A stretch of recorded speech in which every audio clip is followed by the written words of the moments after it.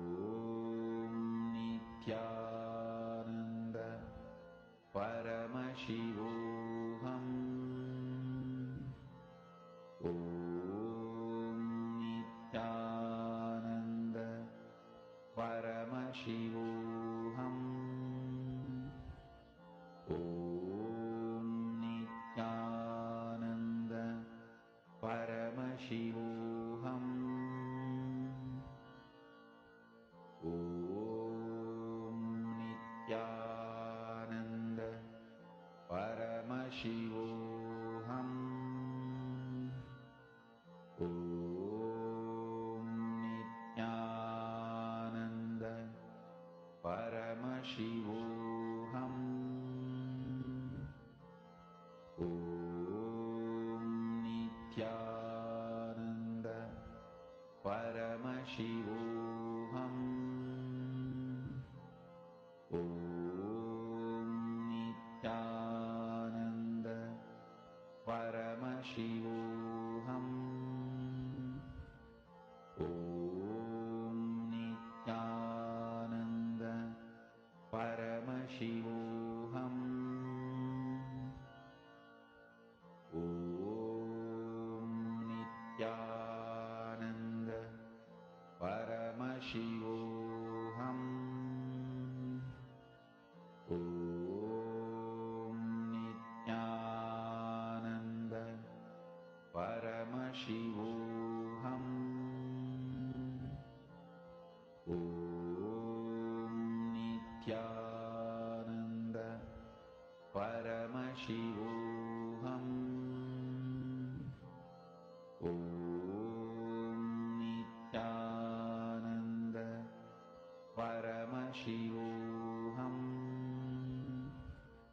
Om Nithyananda Paramashivoham. Om Nithyananda Paramashivoham. Om Nithyananda Paramashivoham. Om Nithyananda Paramashivoham. Om Nithyananda Paramashivoham. Om Nithyananda Paramashivoham. Om Nithyananda Paramashivoham. Om Really relax. Nithyananda You can now re-measure the temperature of the water that you have in front of you. Go back and check if you kept 2 cups of water. I know Sri Lakshmi had kept 2 cups. Check the other cup. See the difference between the two. You can just feel it with your finger. How you have changed the temperature of the water. Take another measurement. Always take 2 to 3 measurements so that there is no doubt or confusion in the whole manifestation.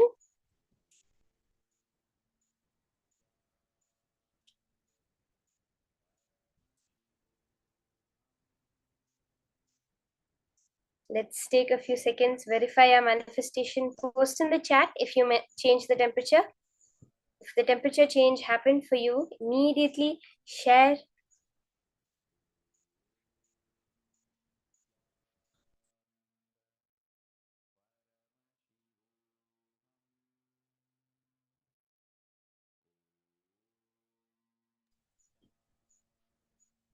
Can verify your manifestation.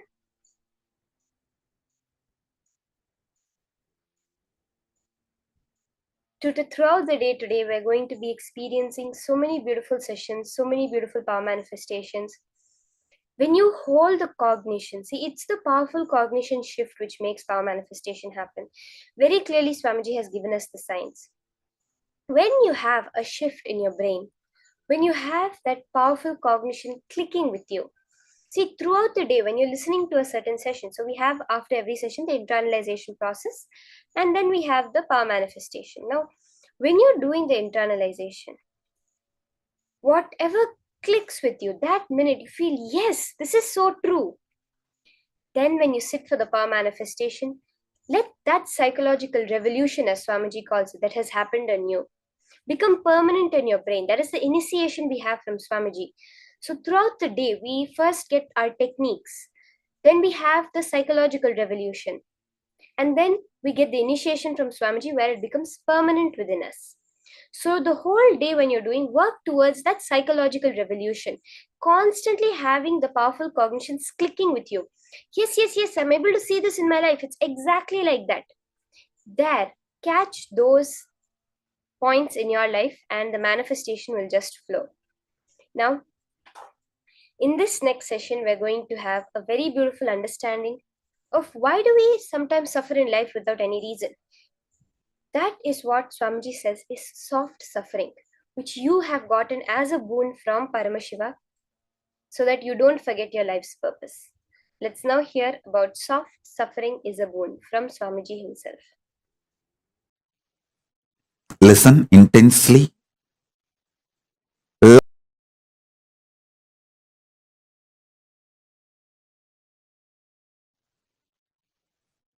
Listen intensely. Life is neither suffering nor joy.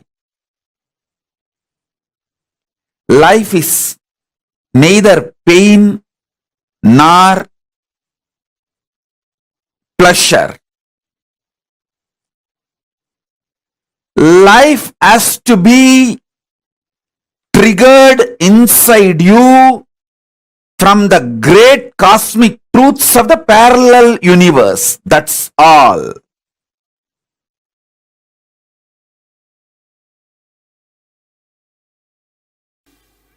The moment you feel the suffocation, liberation starts in you. Okay. It is like a gold touching the mercury. The moment gold and mercury comes in contact, gold starts melting. Okay. Same way, the moment you feel the suffocation, it starts melting. Okay. And sometime we ourselves ask Sadashiva this as a boon. I may not be able to handle myself pushing me towards liberation. You better appear in the form of suffocation to me and go on pushing me towards liberation. Why Tirunavukkarasar got the stomach pain? He actually asked Sadashiva, till you fill my heart, let my stomach torture me. So that is the way he got that disease. He feels in the world I may forget the whole purpose. So better you be available in the form of this suffocation. So till I become completely enlightened, you be driving me from the stomach. Oh my God. Sometimes even we ourselves make this happen. Oh. And we will not be aware of this at all. I tell you, there is something called soft sufferings. Soft suffering means actually without any problem you will be suffering. Those soft sufferings are usually boons. You take it and come down. Okay. For example, actually somebody is handicapped. Actually somebody is in the poverty. Actually somebody is like a mad or that and all is actual karma. But there is something called soft suffering. Actually there is no reason, but you will be going on suffering. It's called soft suffering, which is boon. It's like a for alarm clock, you give the key, and this is the key you give. Okay. So you yourself decide, I have to become enlightened within this birth. Okay. So my acceleration speed is not enough. Okay. Devi, please accelerate me. Oh. Whatever it may take, I am ready for that. Whenever you give that kind of a commitment, she gives soft suffering. Okay. She will never give you hard suffering. Hard suffering comes by karma. Okay. Soft suffering comes by boon. Oh. All soft suffering is come only as a boon.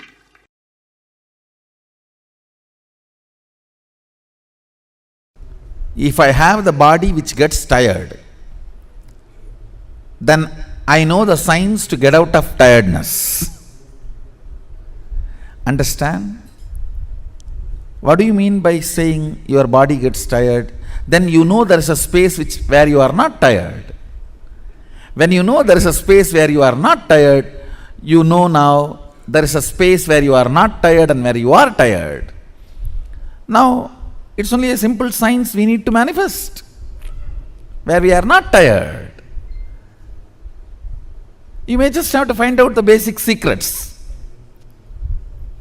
What keeps me not tired? Physically, simple things, pitta.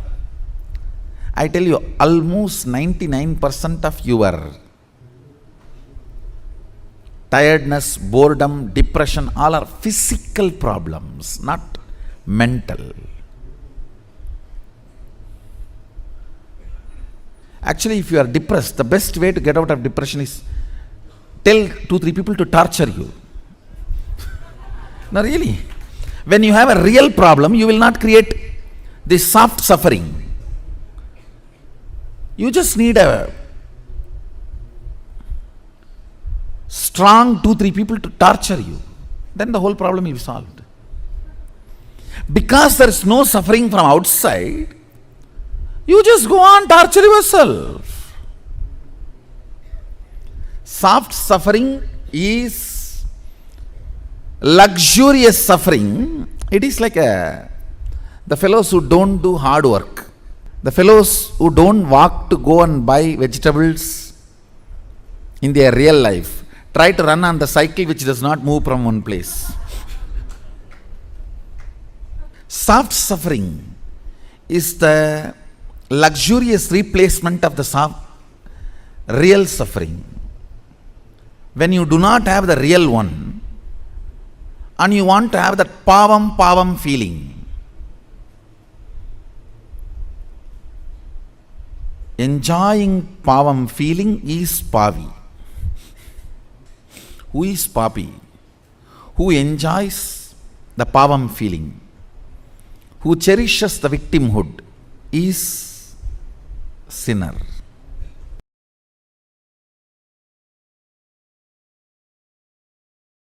I'll tell you one small incident. One guy came to my guru, Isaki Swamigal, who talks very less usually. I still remember this incident. He came to Isaki Swamigal for stomach pain,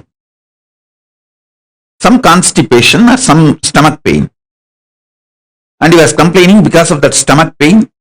All his joy is lost. He used to be all the time joyful, smiling. Because of the stomach pain, everything is lost. Isaki Swami just gave a little vibhuti and asked him, apply it on your stomach and sleep. Come back after 24 hours. That guy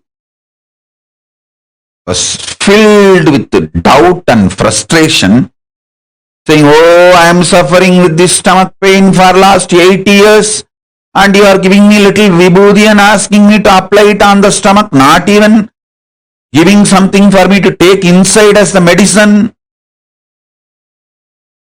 In Indian villages, I have seen, only if you do big treatment, you are a big doctor. You have to make that fellow lie down, put many injection, and if possible even IV. If you do big, then you become a big doctor. Isaki Swamigal is a Hindu doctor, Hindu Vaidya. He knows all the methodology, even modern medicine. He used to even give injections if needed. He has made himself as a self-taught. Even in modern medicine, of course, the traditional Vaidya Shastra he learnt from his Guru Parampara, very traditional way. Anyhow, he gave this vibhuti. That guy was ranting, but Isaki Swami did not answer, he just kept quiet. That fellow went and tried applying on the stomach and sleeping as usual, as it is supposed to happen. He became alright, completely alright. Not only the stomach pain disappeared, the bleeding he used to have stopped.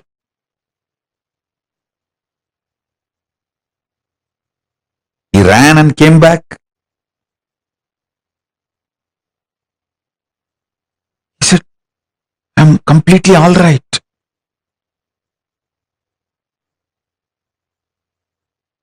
But still there is no joy in his face.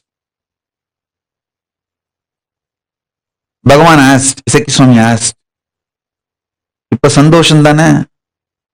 Now you are happy, na? He said, no, happiness has to come from inside, na? Only if it comes from inside, I can be happy. He smiled and said, being sad, you built it with a lot of effort, convincing you with false ideas, logic. But to be happy, you expect it should come from automatically within. It's like you dump 1 ton shit on a diamond and you expect the diamond should shine beyond the shit you dumped. You consciously dumped sadness on you, multiple times convincing you. See, as a baby, we are all bubbly, excited, joyful, natural existence. The existential reality was joy and excitement, jumping, dancing. You convinced yourself with millions of ideas, millions of times to become sad. And after you are successful in making you sad, you expect joy should come automatically. Hey, jump like a baby, laugh, roll. That is your natural existence. That is your natural way. See Papa's Kandamata and do. That is your natural way of existence. Your sadness is artificial.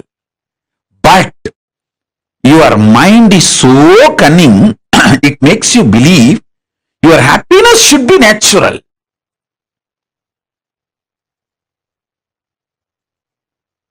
Your happiness is natural, but you dumped so much sadness on you, you made your sadness like natural. That natural, you have to break it and reclaim your joy as natural.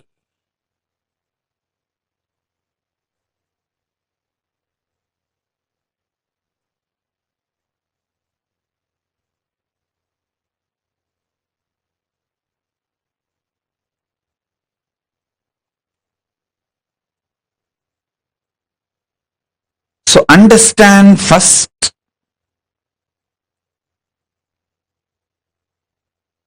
your joy, jumping, excited, inspired state is your nature. You made it disappear from your life and you made sadness natural. So now it is your responsibility to reclaim your original nature and jump. That's what they call it. They say in English, there is a proverb, fake it till you make it. You don't even need to fake it. It is your original status. Jump, dance, it's your original status.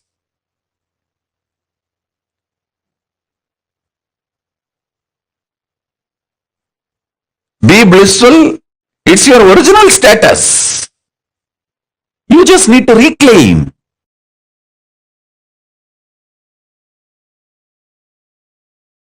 Actually, in reality, delusion itself is because of your non-involvement, inactivity, withdrawal. When an elephant sleeps, even a wolf and fox will try to bite his leg. Listen. When an elephant sleeps, wolf and fox will try to bite his leg. When a lion is fast asleep,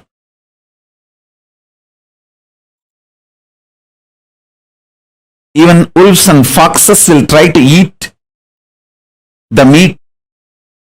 Listen carefully. I'll repeat. Because the lion is sleeping, wolves and foxes get the courage to come near the lion, try to eat the leftover meat. Because the elephant is sleeping, wolves and foxes will try to come and bite the feet of the elephant, try to take a bite. Because you are not involved with yourself, even your delusion is invited upon you. Listen. Why you have nightmare? Because you fell into the lower conscious identity. Your decision to fall into the lower conscious identity naturally invites nightmare in you. Your decision to wake up to the higher identity not only will throw away the nightmare, it can throw away all delusions and illusions.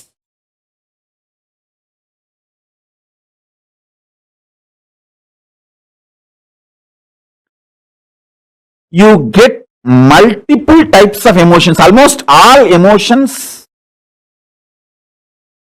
every day.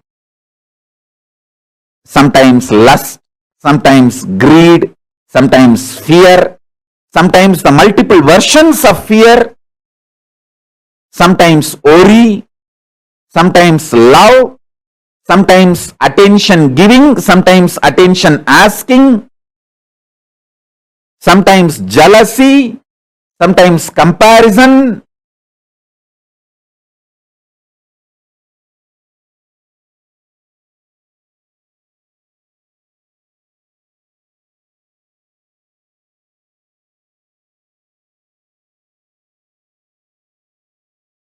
Various emotions, sometimes the willpower, sometimes arrogance, sometimes frustration, different emotions I can describe. All kinds of emotions you get. But logically, through your conscious decision, the thought currents or emotions which you cherish stays inside you and starts getting fermented. The good news is, no emotion gets fermented inside you. No fermentation of emotions happens inside you without your conscious support. You should understand that.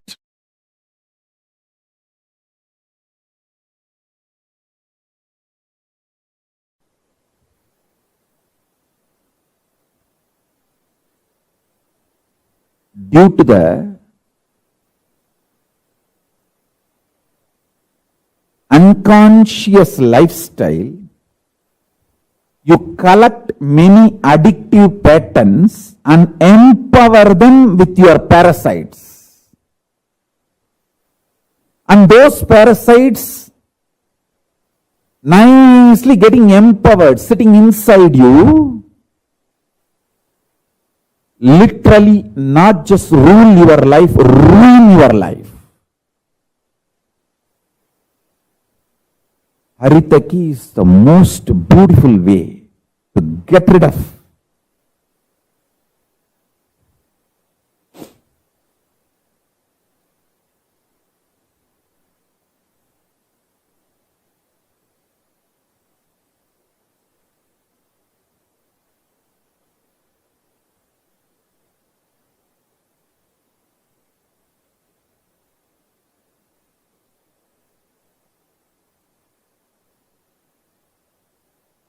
multiple parasites sitting in your muscle memory. I can give you lots of examples.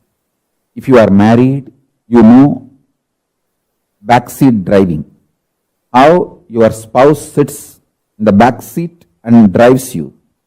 Same way, the parasites sit inside your stomach and drives you. It drives you crazy. I don't need to tell that. You know it.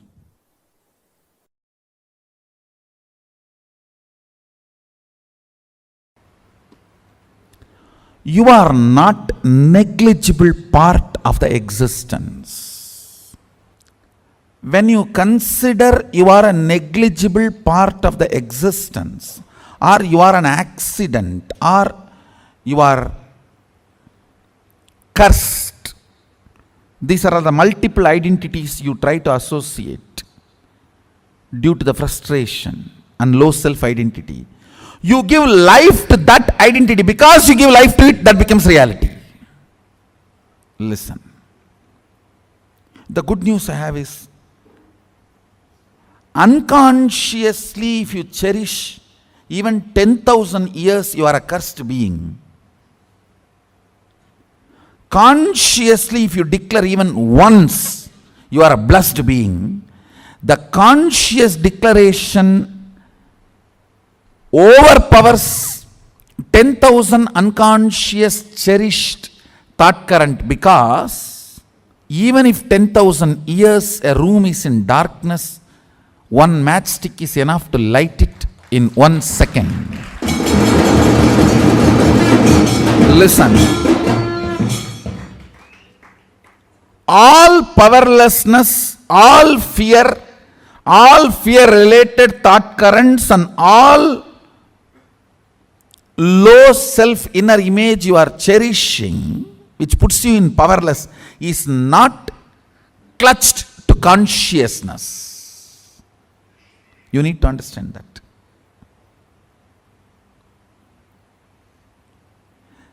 They are all there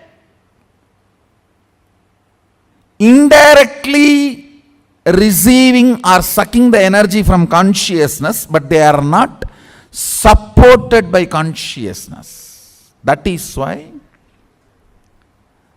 the asuras, how much ever powers they may get, finally they do not exist.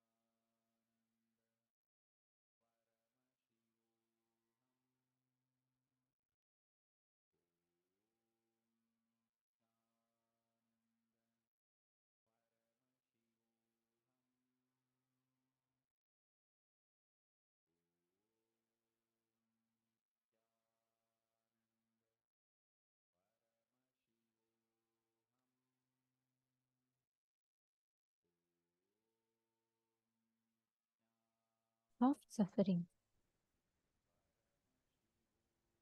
Swamiji beautifully said that how it is many times it is the suffering that pushes us. It is the fire when it melts the it is the fire which when melts the mercury that becomes gold, right? Like that every time, whenever the suffering, the so-called suffering that life presents to us, if you just see the way it happens, it just beautifully shifts your whole space. Many times, the so called soft suffering, the suffering in life, we think, oh my God, why am I suffering? Why am I going through this? But that leads you to another breakthrough. Like Swamiji beautifully said, life is neither suffering nor joy.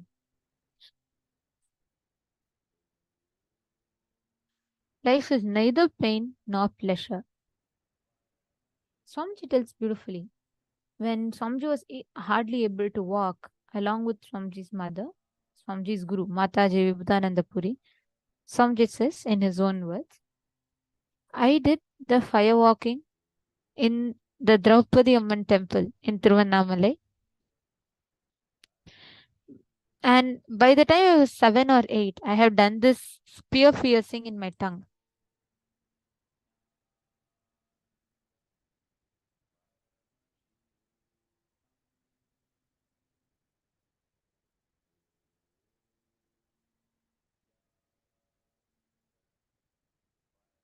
Swamiji says in Swamiji's aunt's village, in it's called Kavanur. Swamiji says, my family was the head of the village called Shamundi.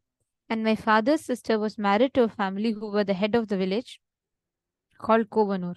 And that village temple, there's a Shiva temple and Subramanya temple. In that temple, there's a festival. Still, I remember I was taken to the festival and where I did the tongue piercing and even the body piercing. It's a family tradition, the indigenous lifestyle. All this has so much of benefits to make the child immune to physical and mental pains. It was a very powerful way of training.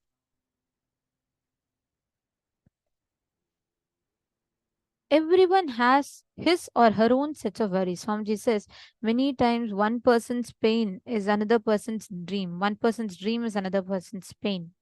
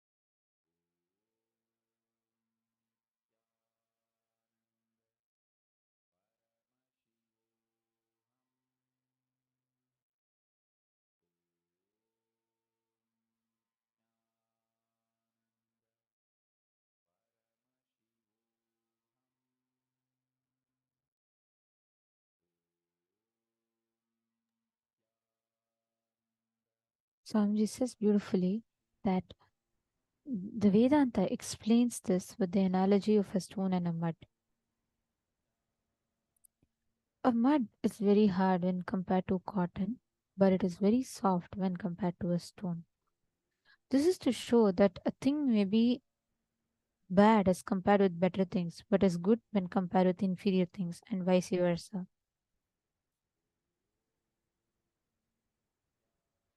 Take 10 minutes. Internalize this one truth. You are ultimate. Even you think you are manifesting the bondage, you are manifesting suffering, you are manifesting all the unnecessary things. See, suffering is like an alarm clock. You give the key, and this is the key you give. You yourself decide, I have to become enlightened within this birth. So my acceleration speed is not enough. Devi, please accelerate me. And we get that acceleration. That soft suffering is nothing but the acceleration done to you, which makes you find a breakthrough. Actually, how many of you have had this occasions in your life where many times you will think you're really struggling, and then finally you'll decide enough is enough. I can't handle this anymore. Let me take it to the next level. And suddenly you will see that there's a beautiful breakthrough which would have normally not come to you otherwise. How many of you have had such incidents?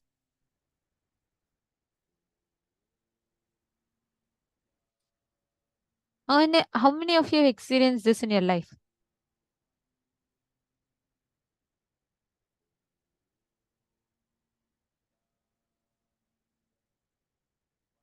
Understand, many times the suffering, the so-called suffering, like for example, it would have been easy if everything was so perfect. It would have all been flowing well. You would have never looked at life. You would have never looked to see the ultimate. You would have never looked up to go further. But because there was a suffering, w- because there was a problem, you were forced to look up. You were forced to travel forward.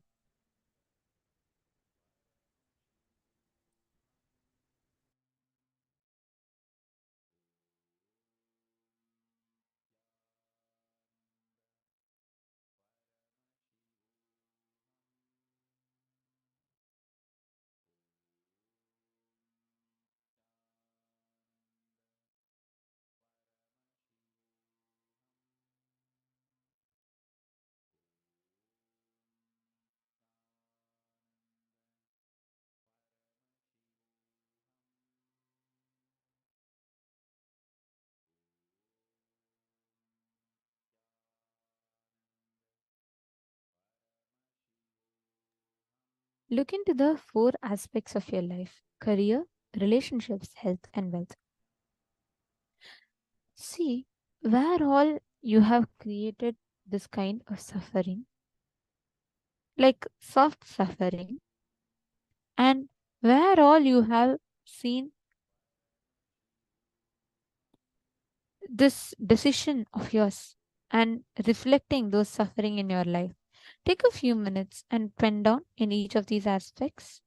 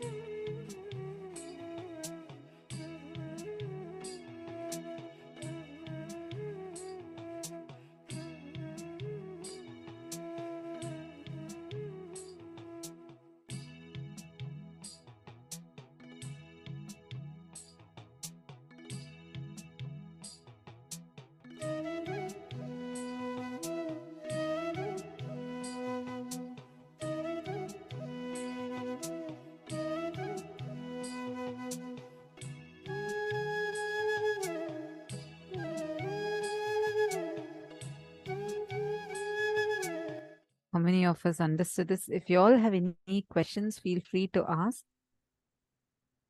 And we also have a beautiful book, Pearls of Wisdom, directly gifted by Swamiji for this session. If any of you have any questions, you all can ask. You can just post it here in the chat and you can ask your questions.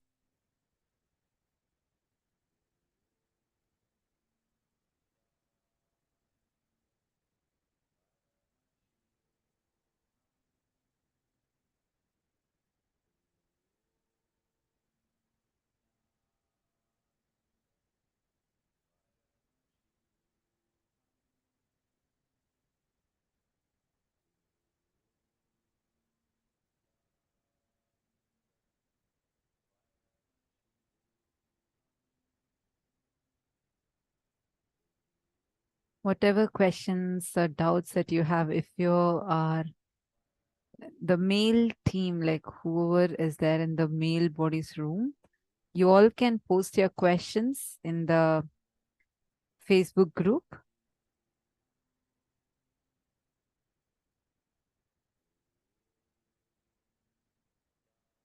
Ma Poonam Yadav has posted, when I had sufferings in my life, at that time I came closer to God, surrendered to God, and that time I got miraculous results. Manita Malhotra has posted, because of suffering, I turned to the path of spirituality to know myself. Who am I? So beautiful.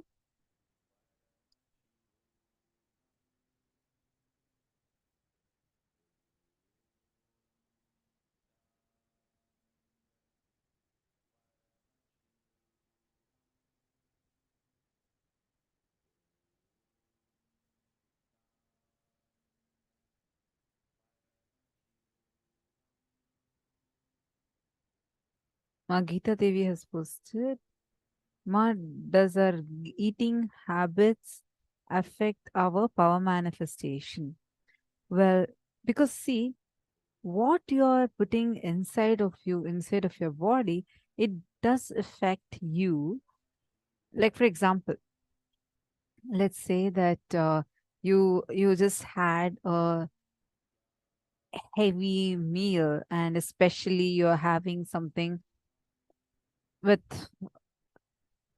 a simple thing.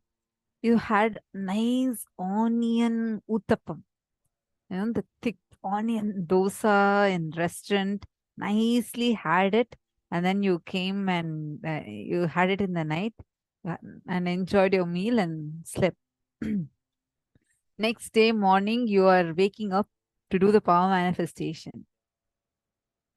You'd actually be struggling, not because that the onion uttapam is going to have something to do with your power manifesting ability, but it just affects your physiology in establishing it in oneness. For example, when you are having this onion uttapam and you're having it in the night, and next day morning, you'll be faced with early morning depression, which will stop you from connecting in the space of oneness. It will stop you from having that ability to unclutch. So it's not just, it does not affect your power manifesting ability, means it does not affect your quality of power manifestation. No, but it does affect the the ability of you to be established in the space of oneness, which is the fundamental base required for the power manifestation itself. If you have built a yogic body, there are some really powerful yogis who can even digest stone. If you're like that, nothing is going to happen. That's why Swamiji is insisting on detoxing your body, insisting on eating haritaki, drinking neem juice every morning. So all these things help you to manifest powers.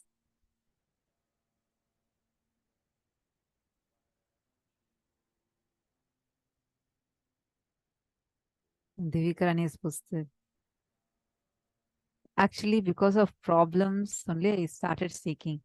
So many of us, like how Swamiji mentioned, the soft suffering is a boon. It pushes you more and more towards manifesting Paramashiva within you. Okay, now it's time. Let's all enter into power manifestation. We're going to be manifesting the next round of powers. Did you all enjoy the last power manifestation round?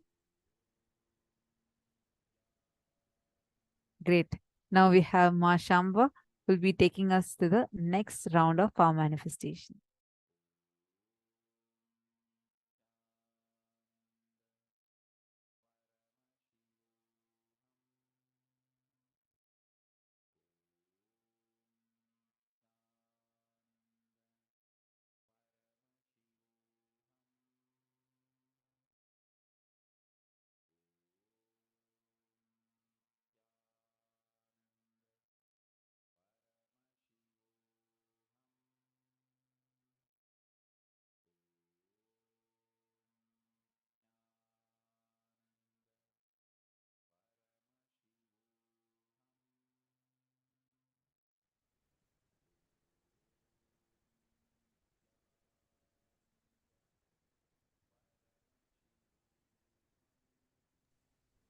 Now, in that understanding of how, see, even the smallest sufferings, when you start feeling that, oh, I'm not manifesting powers, and you start suffering about that, even that is actually the fact that you're not manifesting powers is somehow aligning you towards manifesting powers more.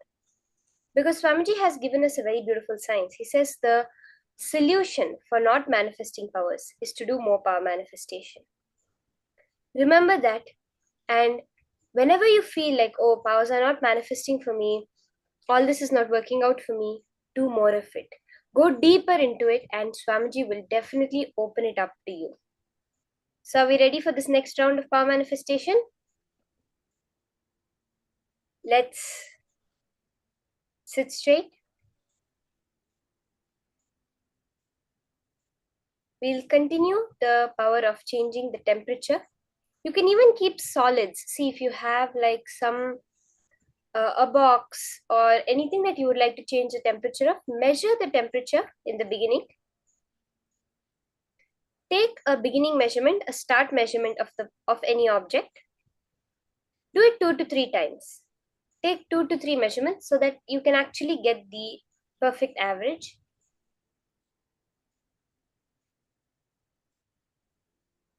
And once you have taken the temperature, if you're changing the temperature of water, like I said, if you do not have a thermometer, you can keep 2 cups of water,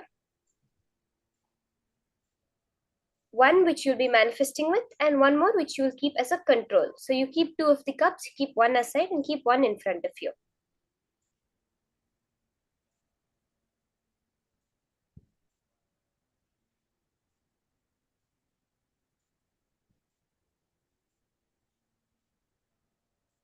So let's start. Remember again, you are Paramashiva. See, or many of you shared how you came to Swamiji because of the sufferings. Meaning what? Swamiji said all soft suffering is a boon. You have gotten that boon from Paramashiva to get liberated today. You have gotten that boon from Paramashiva for him to remind you that you are Paramashiva. That is why you are here.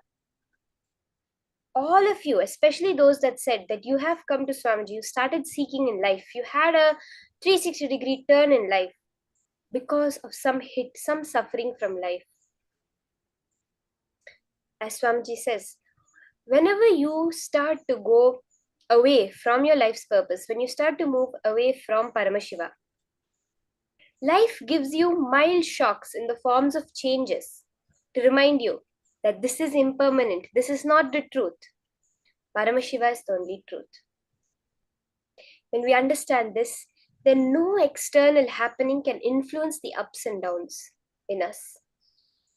When you remember that, nothing can affect my psychological, neurological, physiological, physical ups and downs are not me. The space in which they happen are me. I can change them as I want. Then the up and down of the temperature outside, modifying that becomes a very simple job. Are we ready to start? Yes, Nithyananda Maharleen, you can get your water ready. Today we're doing the power of temperature change. And we're starting with the power.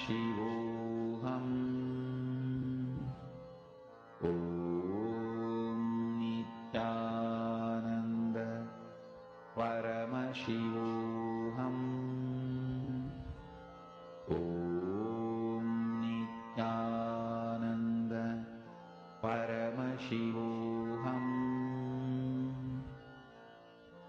Om Nithyananda Paramashivoham.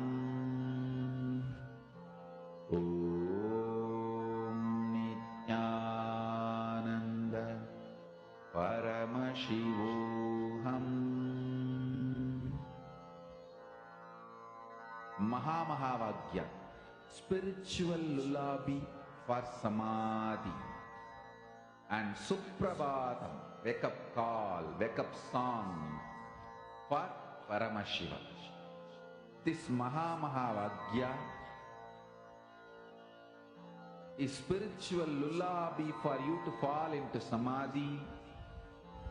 Suprabhatam, wake up song for Paramashiva to wake up in you. Just remember this one powerful cognition. This Mahamahavagya puts me in samadhi. This is spiritual lullaby for samadhi, and Suprabhatam, wake up song for Paramashiva in me. For Paramashiva to manifest. With this one spiritual powerful cognition, chant this Mahamahavagya.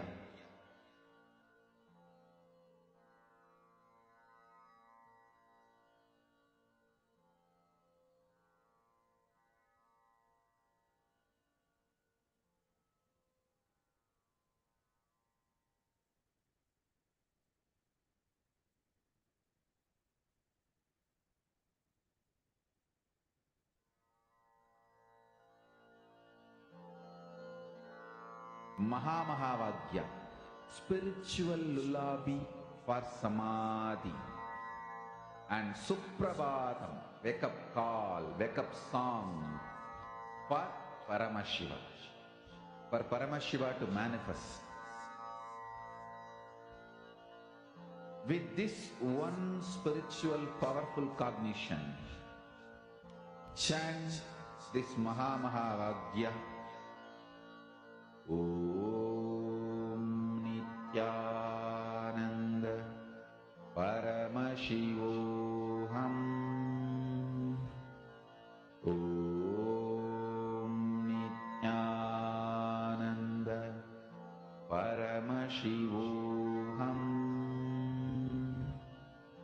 Om Nithyananda Paramashivoham. Om Nithyananda Paramashivoham. Om Nithyananda Paramashivoham. Om Nithyananda Paramashivoham.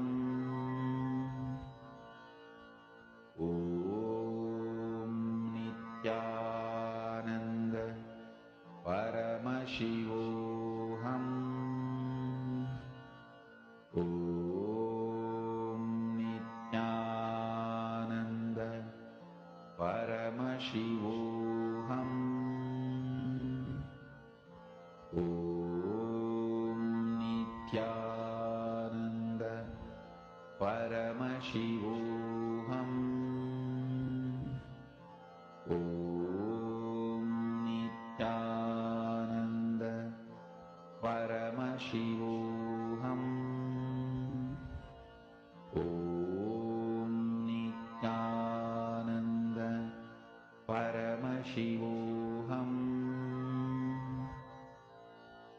Om Nithyananda Paramashivoham. Om Nithyananda Paramashivoham. Om Nithyananda Paramashivoham. Om Nithyananda Paramashivoham.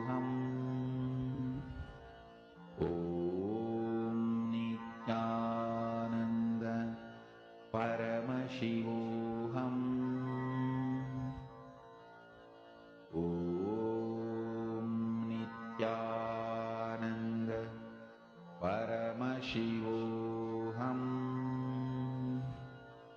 Om Nithyananda Paramashivoham. Om Nithyananda Paramashivoham. Om Nithyananda Paramashivoham. Om Nithyananda Paramashivoham. Om Nithyananda Paramashivoham. Om Nithyananda Paramashivoham. Om Nithyananda Paramashivoham. Om Nithyananda Again and again, remember, all of these soft Paramashivoham. touches, all of even a smallest sadness or expectation in our inner space is reminding you yourself, you are Paramashivam. When you're doing the power manifestation, every thought that's coming up, happening within your space, Paramashivam. Go back to that space.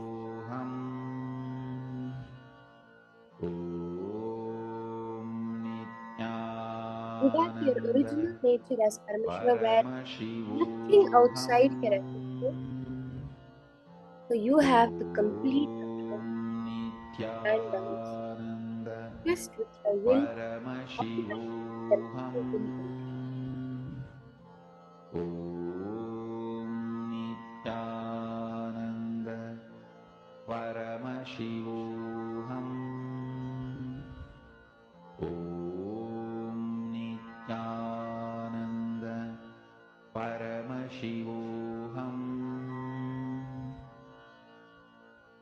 Om Nithyananda Paramashivoham. Om Nithyananda Paramashivoham. Om Nithyananda Paramashivoham. Om Nithyananda Paramashivoham. Om Nithyananda Paramashivoham. Om Nithyananda Paramashivoham. Om Nithyananda Paramashivoham. Om Nithyananda Paramashivoham. Om Nithyananda Paramashivoham. Om Nithyananda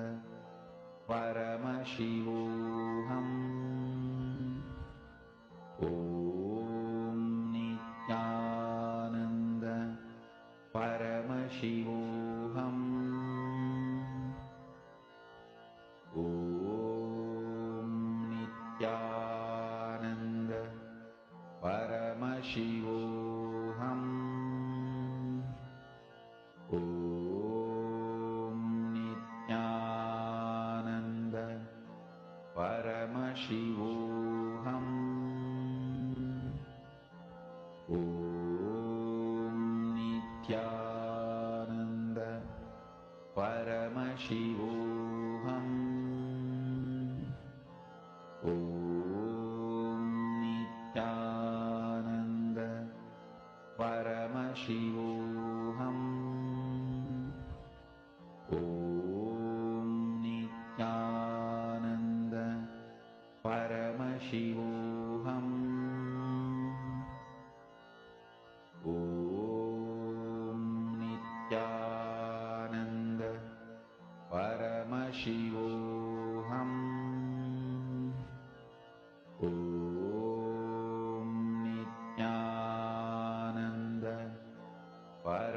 Om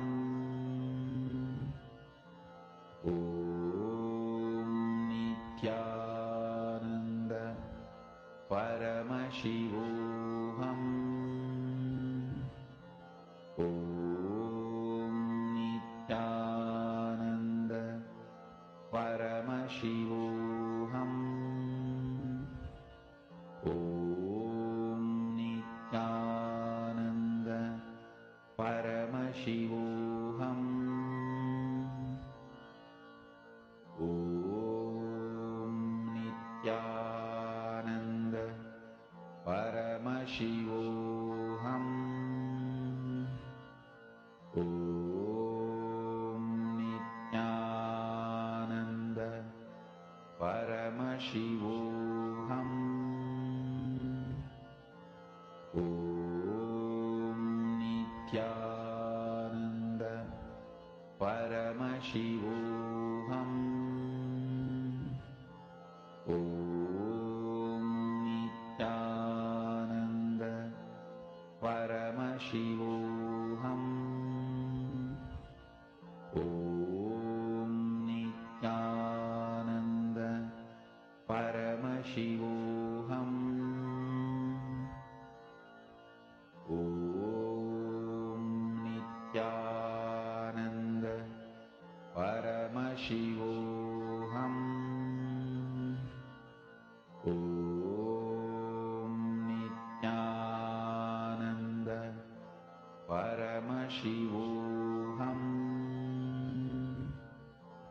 Om Nithyananda Paramashivoham. Om Nithyananda Paramashivoham. Om Nithyananda Paramashivoham. Om Nithyananda Paramashivoham. Om Nithyananda Paramashivoham. Om Nithyananda Paramashivoham. Om Nithyananda Paramashivoham. Om Nithyananda Paramashivoham. Om Nithyananda Paramashivoham. Om Slowly relax. Nithyananda Now verify the temperature of the object of the liquid you had kept in front of you. Om Nithyananda Paramashivoham. I request all the participants, you can Om Nithyananda check the temperature. If you kept two cups, you can check the cup of water, the other pot of water, and verify. See how the temperature of this has changed. The more and more when you reflect the powerful conclusions within you and understand deeper and deeper the truths that Swamiji is revealing, that is when more and more the power manifestation happens within you. So constantly bring yourself back to that space of Paramashiva, that pure oneness with him, and you will see breakthroughs in your power manifestation happening.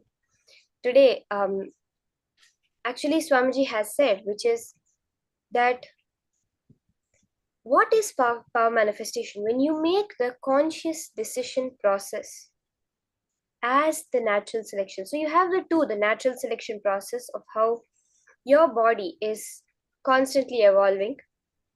And then you have the conscious decision process of how the consciousness descends within you. Paramashiva descends within you.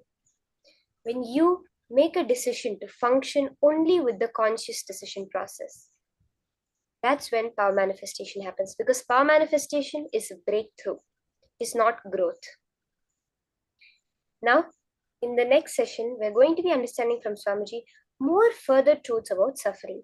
So in the previous round, we heard about, in the previous session from Swamiji, we learned about how soft suffering is only a boon that we've taken on. And so many of you shared how it is because of these soft sufferings that you even came to Swamiji, you started seeking in the first place.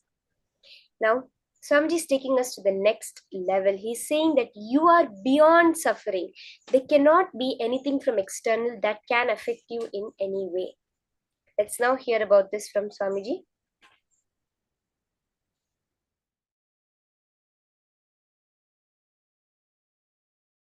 Please understand. You may say, yes, we know, soul is beyond joy, beyond pain, beyond suffering. I understand, but I will not have pleasure, I will not have joy. Why should I not suffer? Please understand, always all the highest philosophies can be connected completely the opposite way it should be connected. I can say this should be the statement for all of you. Take this as a direct message from Bhagavan. Don't grieve for anything. I tell you, you don't need to do anything else in your life. You don't need yoga, you don't need meditation, you don't need pranayama, you don't need kriya, you don't need devotion, you don't need anything. Just take this one vow. I will not suffer, that's all. Do not allow any suffering in you. Physical, mental, psychological, emotional. Don't allow any suffering. Whenever a suffering is forced on you, for example, physical pain, look into it. And don't allow that idea of pain settling in you. Please understand. All your ambition, action, everything starts when you accept life is pain, which is not the truth. I tell you, nothing else is required in your life, not only to achieve enlightenment. You see, you don't need to do anything in your life. If you want enlightenment, health, $1 billion, not million, billion, $1 billion, and beautiful relationships, everything, all the auspicious things you aspire, all the auspicious things you think you need in your life, I give you. See, please understand, when I say something, I will be really, really practical. If you get into a coal mine or the place where they keep the charcoal bags, if you go in, naturally the black dust will be on your body. Same way, just decide this one truth: I will not suffer. That's all. Enlightenment will sit on you like a dust. I tell you, enlightenment is nothing more than a small dust. For a person who has decided, Nanu shochitum arhasi, don't grieve, even if it is based on foolish logic. See, sometimes people don't grieve just because of the foolish logic. They say, it's okay, this is not there, that is not there, okay, there is no suffering. Even if it is from wrong logic. If you hold on to the understanding, I will not grieve anymore, I tell you, you will fall into the right logic. Because with wrong logic, you cannot deny suffering for quite a long time. After a few years, at some point, you have to come to the right logic. If you want to hold on to that one truth, no suffering. Don't grieve for anything. One small story about wrong logic. Young man completed his medical school, went back to the home in a small town to work with his father. Father also is a doctor. They went out the first day to make house calls. As they went in the first house, the father said, "Now you watch me, so you will know what to do." Both went inside. Inside, a woman was in the bed and she looked terrible. The old doctor checked her out. He was making notes. When he dropped his pen to the floor, he picked it up and told the woman she need to quit cleaning and working so hard in her house. She just needed rest. When they got outside, the son asked how he knew that she was cleaning too much. The old doctor said that when he dropped his pen on the floor, it was so clean that there was not a speck of dust anywhere. When they arrived at the next house, the father told his son, "Now it is your turn, go and examine the patient." Son learnt the lesson, he is now ready. He goes. At this house also, a woman was in bed, looking terrible. The young doctor took her blood pressure, pulse, asked few questions and made some notes. Then again his pen also dropped. He reached down to pick it up. After he got up, he told the woman, "You are doing too much of church work, too much of religion is the reason for your problem." Anyhow, he told her, "Keep away from religion." Both the doctors went out. In the car, the old doctor asked the son, "How do you know that too much of religion is our problem?" The young man said, "Well, when I bent down to pick up my pen, I saw the preacher under the bed." Understand whether right logic or wrong logic. If you decide no suffering, just decide clearly, no suffering. Fanatically decide, no suffering. I tell you, even a moment of your breathing time is not worthy of suffering. Suffering is too small.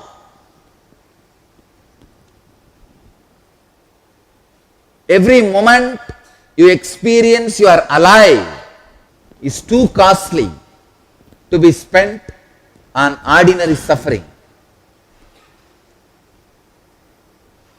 Basically, Sat, the truth, the existence is Chit, consciousness, and Ananda. Sat and Chit and Ananda does not get separated. Please understand. Existence, consciousness, bliss, all three of them never get separated. If you are suffering, those moments of your suffering, you do not exist. Your life is blackout. The time is the time you go through the blackout. People ask me sometimes, how can I stop suffering, Swamiji? I am not able to logically understand I should be joyful. Arey, With wrong logic, when you can suffer so much, why can't you enjoy with wrong logic? Many times your suffering has no support, but you continue to suffer. Many times you even understand logically it is wrong, but you develop a pattern. Even if it is logically wrong, you continue to suffer. Even if it is logically right, you don't want to enjoy. You don't want to be in joy. The bliss, joy adds vibrancy to your life. I tell you, not suffering is the ultimate spiritual practice. If you can hold on to that one, even enlightenment will be just dust at your feet. How when you walk, dust gathers around your feet. The enlightenment will gather at your feet. I tell you, the greatest way to have enlightenment is it should be offered at your feet. Not that you will stand with a begging bowl for a long time and it will be dropped in your bowl. No. If it is dropped in your bowl, anytime it can be taken away. You can lose it. You grow to the level where you don't care about enlightenment. It is just a side effect of the dust raising while you walk.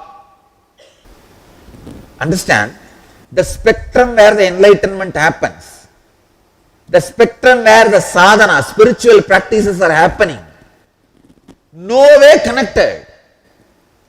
It is like all the frogs gathered together and decide they wanted to migrate to some other country. They all realized how to go to some other country. They realized the only way is to catch a flight and get into the flight and reach to other country. So all of them are planning how to catch a flight. One intelligent frog with a long beard says, "Hey, have you not seen every day morning the flight goes over our forest? Tomorrow let us all stop the flight and get into the flight and go to the other country." Next day they try to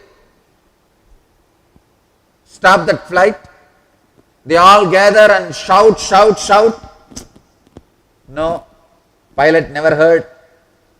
Then third day, they all put a huge loudspeaker and started shouting, "Hey, we are all here, we are all your passengers. Please take us to the next country." Pilot did not stop. Third day they decided, we will do a strike. We will stop the flight on the sky. They all gathered all the threads they can and put all the threads together, try to create a huge ladder with so much of effort. The whole country struggled. All the big frogs tried their best to bring all big threads, ropes. Some of the frogs even built the body to build this structure. After 10 years of hard work, they created huge rope bridge which is 7 feet tall. And aircraft is going in 70,000 feet height. That's all.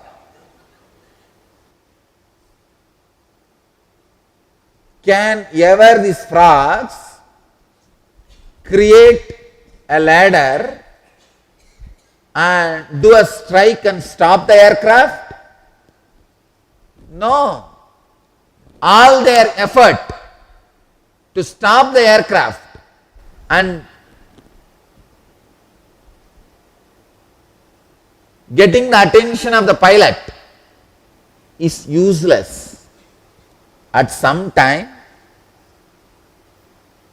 you don't know the reason. Suddenly, pilot wanted to land in that forest for some reason. Even if pilot wants, he cannot land completely. He can lower to certain level and drop a rope and tell the frags come one by one. That is the maximum thing even pilot can do. That is what it does.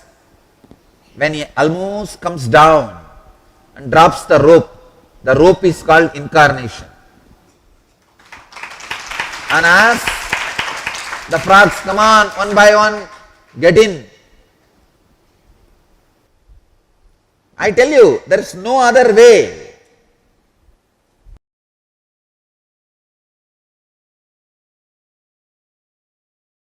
The first sutra, deny the existence of all pain and suffering, all dimensions and aspects of pain and suffering. Even if you are getting drowned in the ocean, just tell yourself, Swamiji said there is no pain or suffering. Come what may, let's see. But there is no pain or suffering. Be very clear. You won't have death. Death is not end.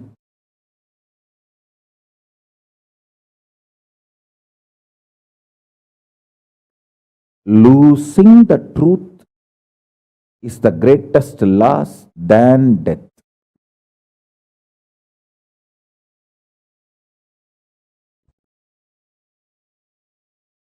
Society has brainwashed you too much. Society has brainwashed you too much by giving the multiple layered lies. Listen. This multiple layered lies catch your attention.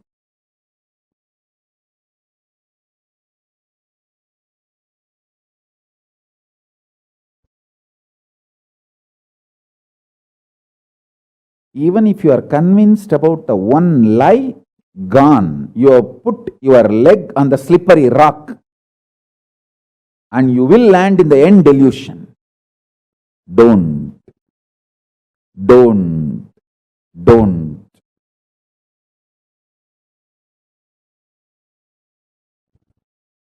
Deny the fundamental, foundational brainwashing technique used by society, deluded society on you about the existence of pain and suffering.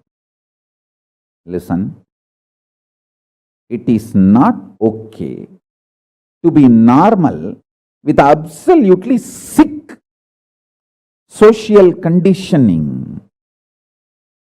Don't try to be normal with the shit, sick social conditioning.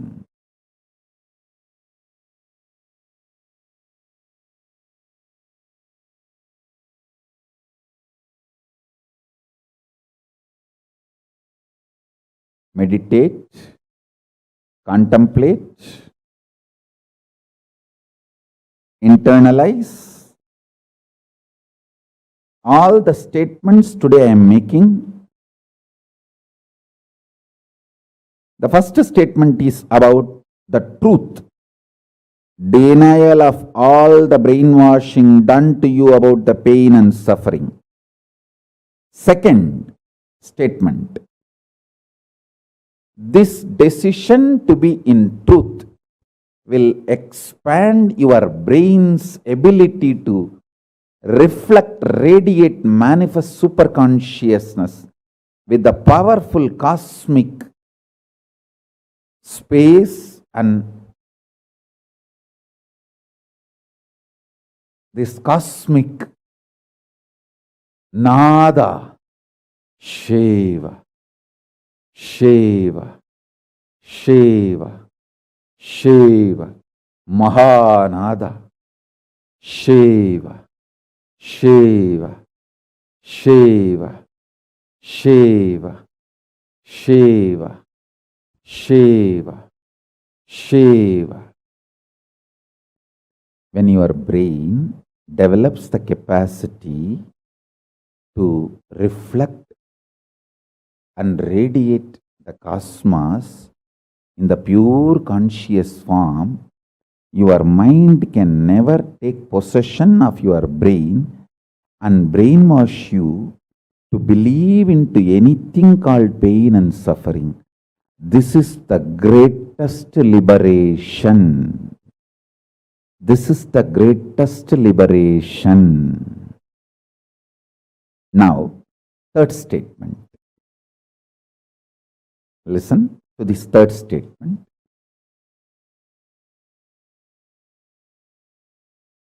I am having 25 heads, one consciousness. In you, you have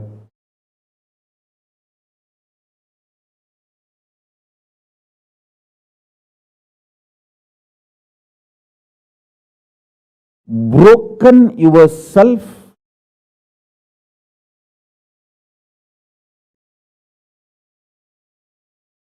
into 25 consciousness, even though you have only one head.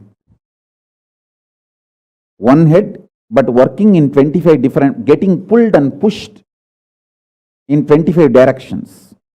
In my case, I have 25 head, but all integrated to one consciousness.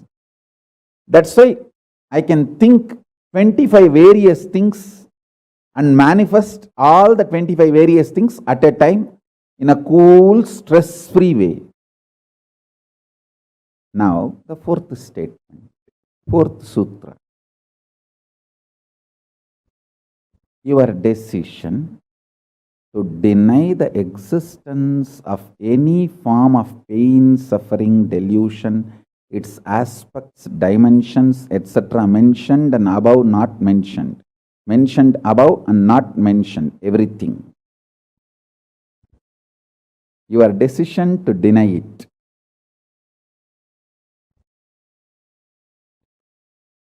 makes such beautiful space in you. Simply start manifesting powers and play with the powers. That will give you tremendous confidence to strengthen powers and powerfulness and deny the existence of pain and suffering and the lower way of existing. Sit like Mahabhairava, Mahakala.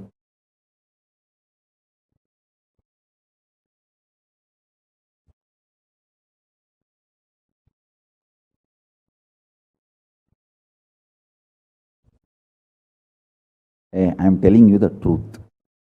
You are Mahakala Bhairava. I am not brainwashing you. Actually, if I want to exploit you, I should tell you you are something lower than God. I should be brainwashing you into some lower identity so that I can continue to exploit you. But I am not interested in exploiting you. I am interested in expressing through you. You are my soulmate. You are my conscious life partner. I celebrate when you are liberated. Anyone who is now catching what I am saying and saying, yes, Swamiji told, I have no suffering, no pain forever. And I am deciding I have no suffering, no pain. You are my beloved now. I just want to hug you. You are my own.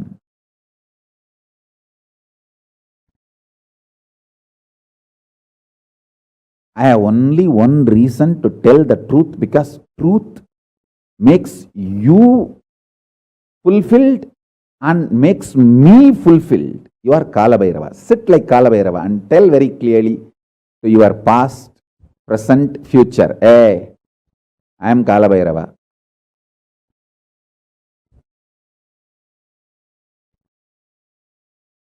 Anyone tries to do good to me, they will be given good. Anyone tries to do bad, they will be given bad. But I am not initiator of any karma. I am the neutral, sacred space, Nirvikalpa Samadhi.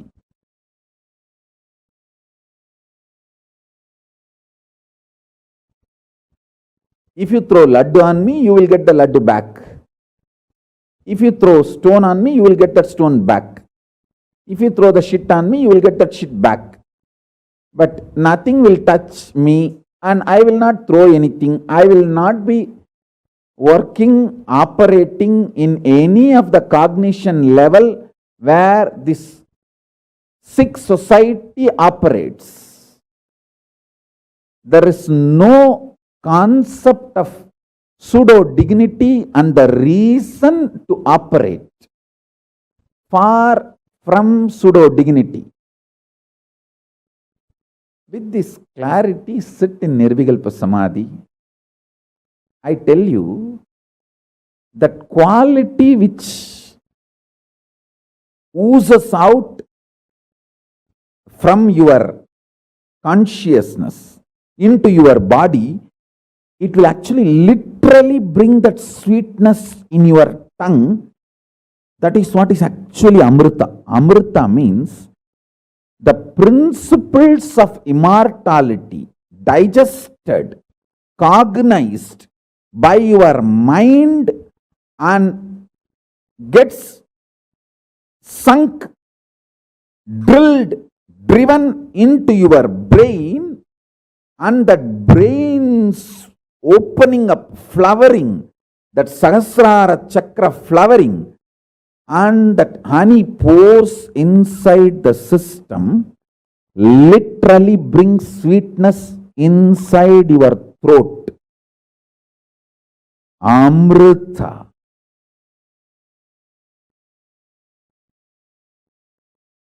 Principles of immortality. Truths of immortality. When they are chewed by your mind and gets into your brain, the chemistry, alchemistry happens in you, in your biology, is nectar.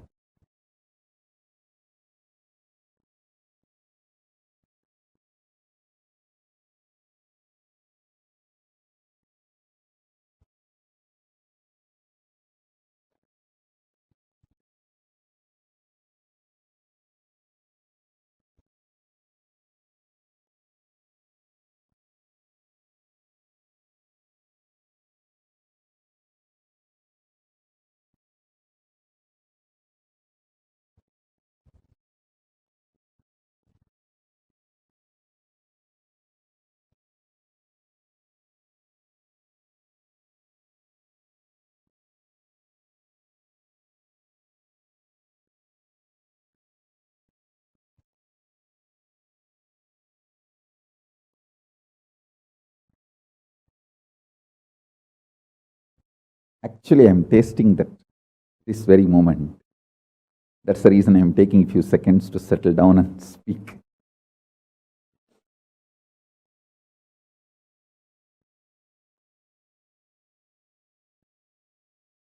Now, the fifth statement.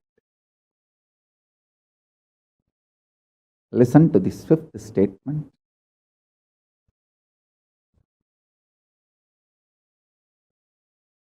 When you start actively practicing this truth, express it in your inner image with yourself, through your outer image with others, all the conflict will become irrelevant.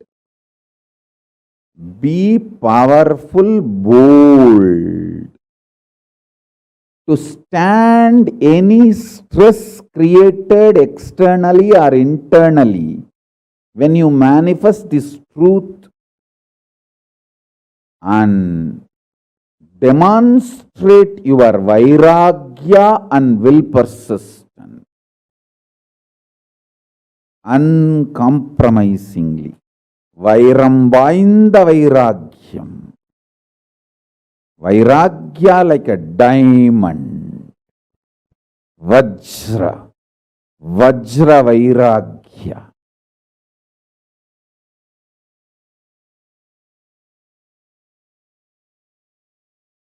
Understand this, see. Usually when there is a pain happens in you, physical pain, mental pain, emotional pain, all three. Physical pain, all of you know. Mental pain means when your ego is hurt. I am not respected. I am not given the respect I am worthy of. And emotional pain means the pain which you are, if somebody, you trust somebody and they break your trust, they cheat you. That is emotional pain. Any pain, it stays like a particle in your being. In your, I can call it biomemory.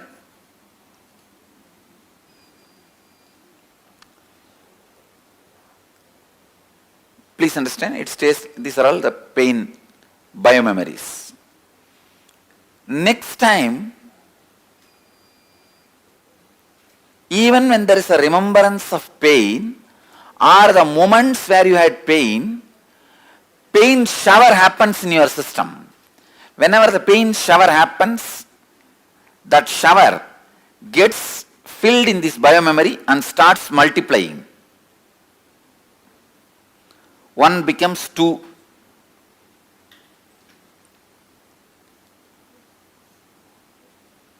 See this 2, now this 2 point also is now ready to be a pain receiver. Because now more pain receivers exist.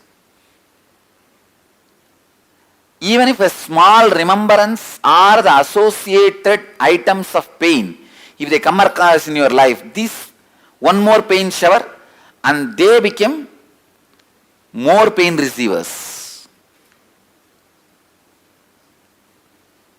You understand how it multiplies. You don't need to support mentally the pain. You don't need to support physically the pain. You see, with the desire, you need to support physically. If you have the desire of eating, for example, you have the desire of eating ice cream. Once you support, the desire will multiply. It will go for, oh, why not this music? Why not this television? When we fulfill them, then it multiplies into 6, 7. Physical action multiplies greed. Mental support multiplies guilt. But for pain, you don't need to even mentally support. Who wants pain? But just by its own remembrance of itself, it multiplies the pain receivers in your biomemory. When there is a more pain receivers in your biomemory, even the slight remembrance, the automatic remembrance creates more and more intense pain. All of you are able to catch what I am saying? See, in your biomemory, for example, this hand pain idea is there in your biomemory. For some reason, even if you remember this hand pain, somebody having the hand pain, and you remember, do I have now? I used to have. That is enough. Immediately the pain receivers multiply. And if you see somebody having a bandage in their hand for fracture reason, again, now the pain flow is received by more pain receivers. Without you cooperating physically, mentally, they go on multiply in your system and create stronger and stronger pains. All of you are able to understand what I am saying? How the pain multiplies and goes on expanding itself without your cooperation.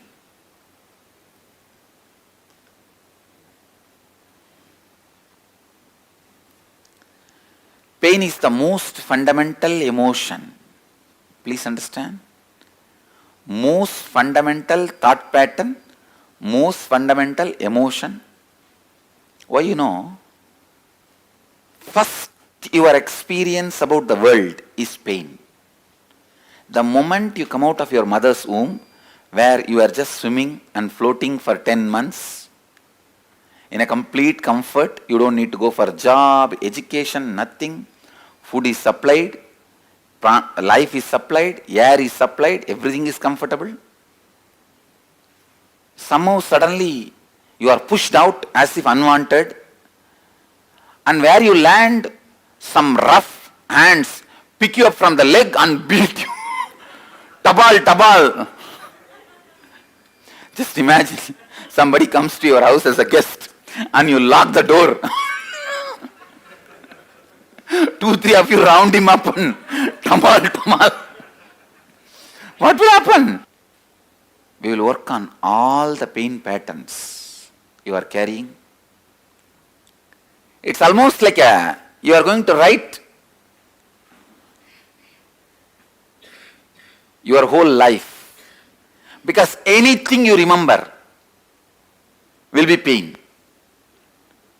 If there is no pain, you will not remember that in your life. Look into your life. If there is no pain associated with it, it is forgotten.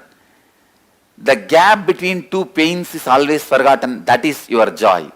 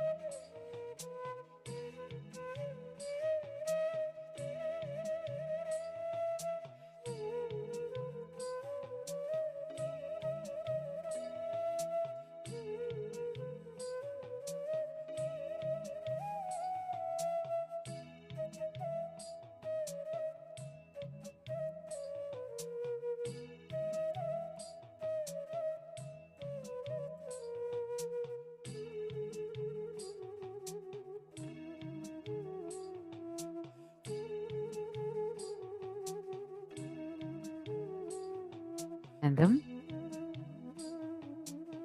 So beautifully, Swamiji actually took us through this session where Swamiji explained to us about how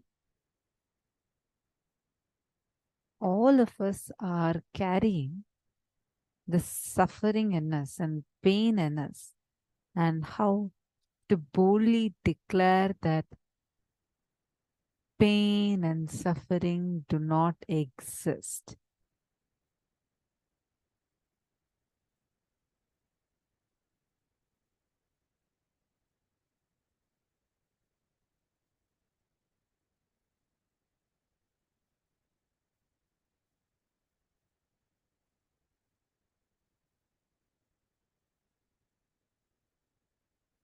What a boon that all of us have gotten, right? Where we are empowered to boldly declare that pain and suffering do not exist. Pain and suffering do not exist. What were your clicks? What did each of you understand? I request all of you to take a few minutes and post what are the clicks that each of you had.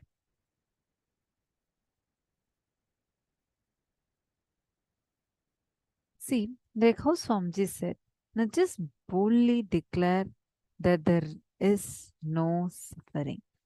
Go ahead, boldly declare there is no suffering.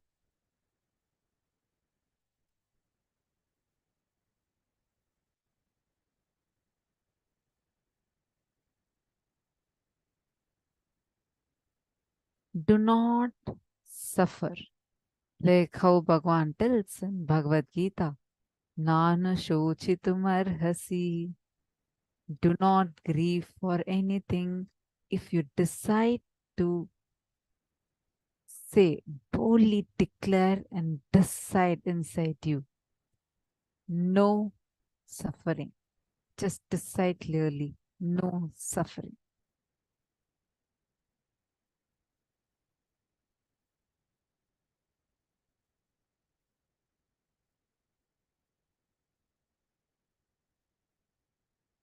Fanatically decide, no suffering. Apply these 5 in this situation. Like how Swamiji said, the 5 statements of Mahakala Bhairava. Just declare those statements as reality for you inside you.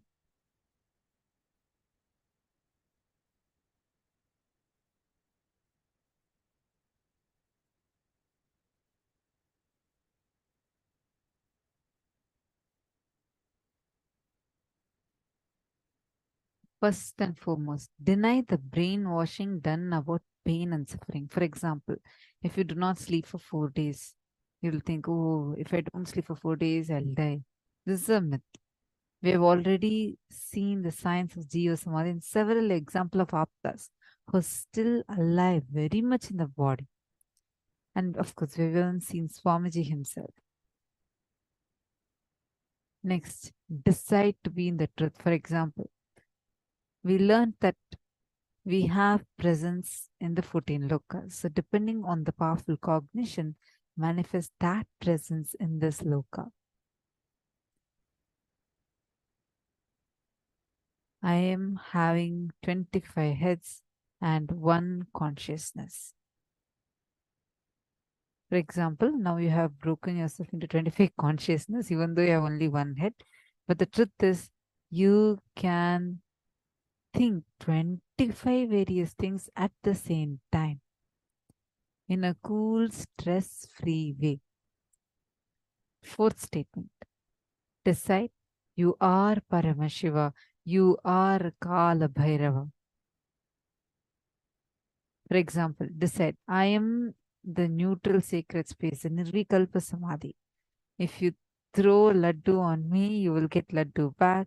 If you throw stone on me, you will get that stone back. But nothing will touch me, and I will not throw anything. I will not be working, operating in any kind of cognition level where the sick society operates. Be powerful, bold to stand any stress created externally or internally. When you start actively practicing this truth, express it in your inner image with yourself, through your outer image with others, and all the conflicts will just become irrelevant. The conflicts will simply die down.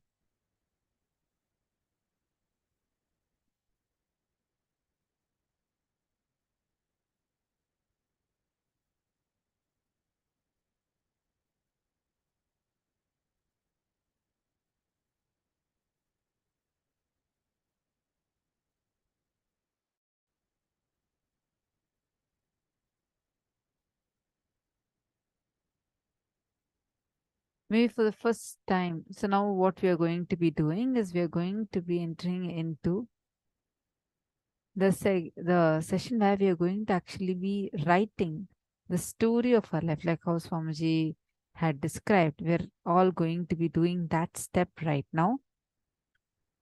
So if any of you have any doubts or questions, I request you all to ask your doubts and questions. See, first and foremost thing, have all of us clearly understood the powerful declaration that Swamiji has given to us? How many of you feel empowered within you? How many of you feel like, wow?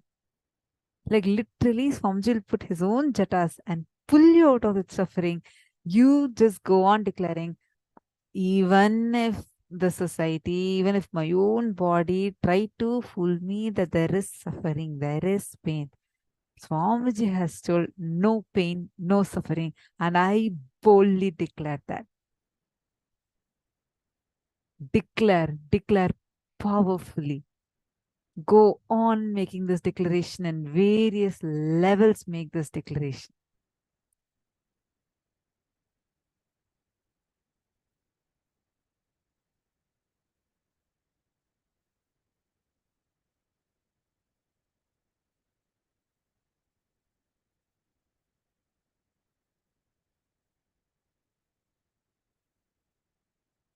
Understand?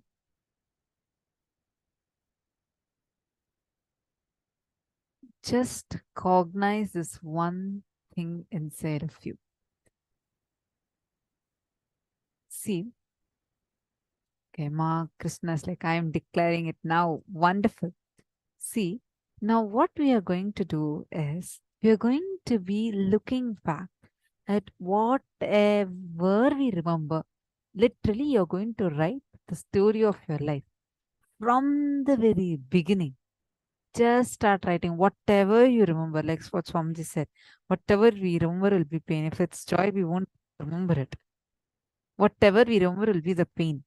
So sit and start writing the story of your very life. Starting from that womb, moment you enter into this world.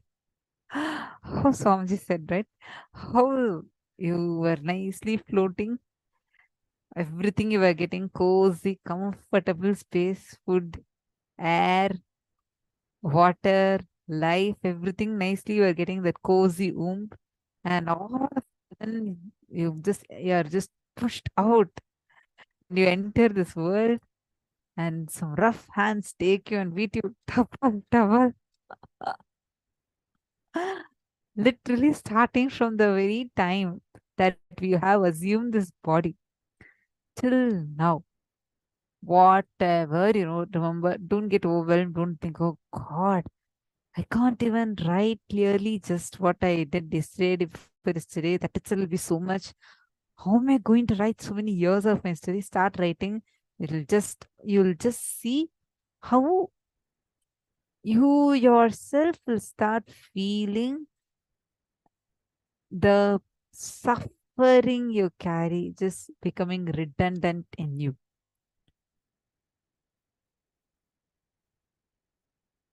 Yanling Yang is saying, I want to know how to release the feeling of hating someone, please. Ma Yanling Yang, the first and foremost thing, decide to unclutch. See that the other person that you are having in your life is also wanting the exact same thing that you want. If you are wanting attention, look, the other person also wants attention only. Look at the other person and feel what you want is exactly what the other person also wants. First. Second, you first unclutch and see whatever you're holding on. It's all that emotional ups and downs that are happening, the hormonal ups and downs that are happening, but deep inside you, you are still unclutched. Declare boldly. The other person cannot trigger suffering in you because Swamiji has told there is no suffering. I am Paramashiva and the person is also Paramashiva, and what exists in me is the same thing that exists in him also, him or her also. Declare this boldly. Suddenly you'll feel, the moment you start experiencing that oneness, you'll feel that the chilly reactions, spicy reactions that's happening in you, all of that will just die down. Or even after that, you still have some kind of a hate. Decide that you will not move your body, not even blink your eye till that emotion goes out of you. It will simply go.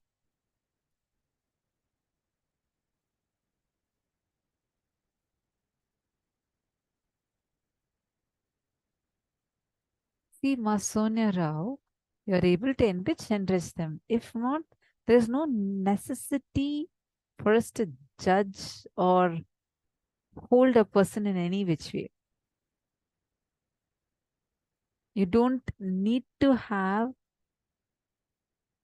any kind of a judgment or anything on the other person. End of the day, everyone, every sentient being is Paramashiva. Maybe Paramashiva is manifesting like this, but end of the day, everyone is Paramashiva. Okay, now let's all enter into the interesting exercise where you're going to write a story of your very life. I request all of you to do this sincerely. Start now. You're going to sit and sincerely start writing. Write the story of your whole life. Come on. Maybe the first time you will write down the story of yourself. Go back to the earliest memory of your life and start penning down all the unpleasant, unwanted incidents of your life as if you're writing a story. Means your autobiography. Relive each incident and write it down clearly. This is only for you. You're not going to be posting it anywhere. Write it. Honestly write it. Including the place you were in, the smell, the situation, the taste, everything. And what were you feeling at that moment? Write on everything. Please start now.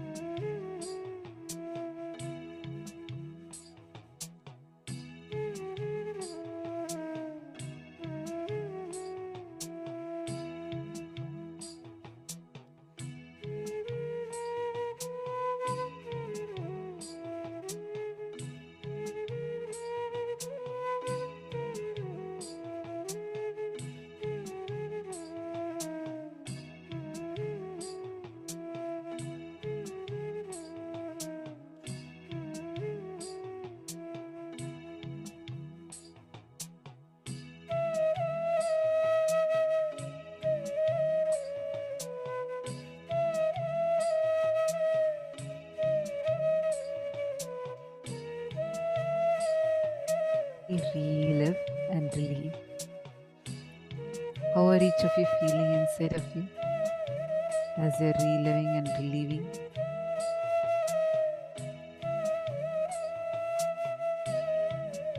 Intensely sit and do this exercise.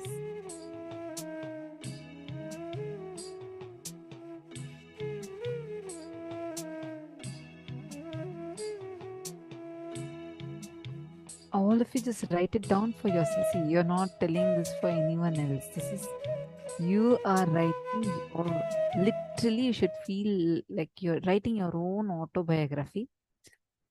Don't bother about using any fancy words or anything, but this is literally you writing your autobiography. Sit and intensely write it down.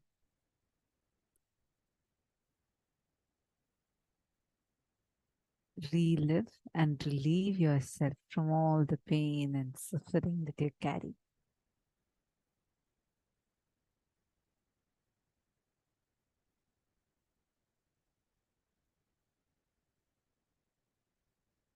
Okay, so now let's enter into the power manifestation session.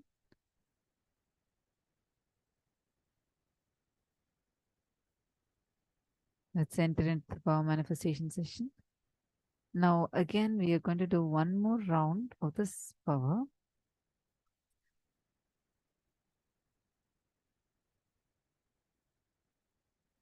We are going to be playing with increasing the temperature of liquid. One more round before we see next time. We're going to go to the next power. So let's master in this round. Sit with it. Make sure you turn on your video and you manifest this power. Your power of will. You can just with your will, you'll be able to change it. Just sit now and intensely decide to manifest. Come on, chant the Mahavakya.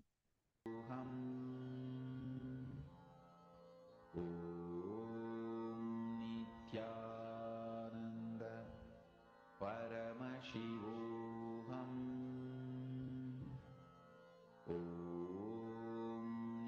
Nithyananda Paramashivoham. Nithyananda Paramashivoham.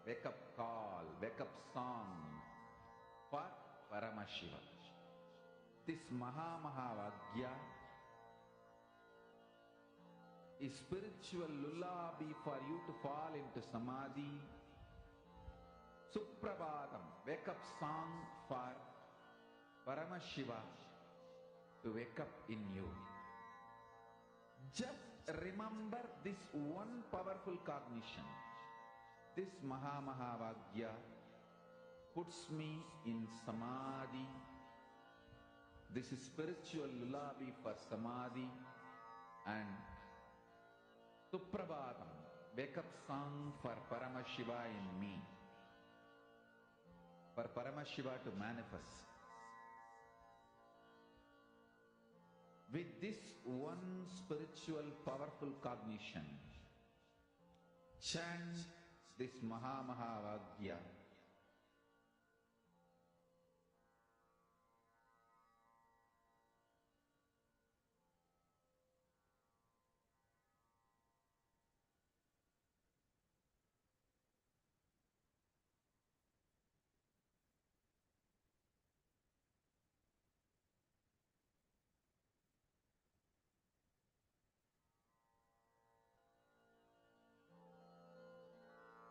Mahavagya, spiritual lullaby for Samadhi. And Suprabhatam, wake up call, wake up song for Paramashiva. For Paramashiva to manifest. With this one spiritual powerful cognition, chant this Mahavagya. Om Nithyananda Paramashivoham. Om Nithyananda Paramashivoham. Om Nithyananda Paramashivoham. Om Nithyananda Paramashivoham. Om Nithyananda Paramashivoham. Om Nithyananda Paramashivoham. Om Nithyananda Paramashivoham. Om Nithyananda Paramashivoham. Om Nithyananda Paramashivoham. Om Nithyananda Paramashivoham. Om Nithyananda Paramashivoham. Om Nithyananda Paramashivoham. Om Nithyananda Paramashivoham. Om Nithyananda Paramashivoham. Om Nithyananda Paramashivoham. Om Nithyananda Paramashivoham. Om Nithyananda Paramashivoham. Om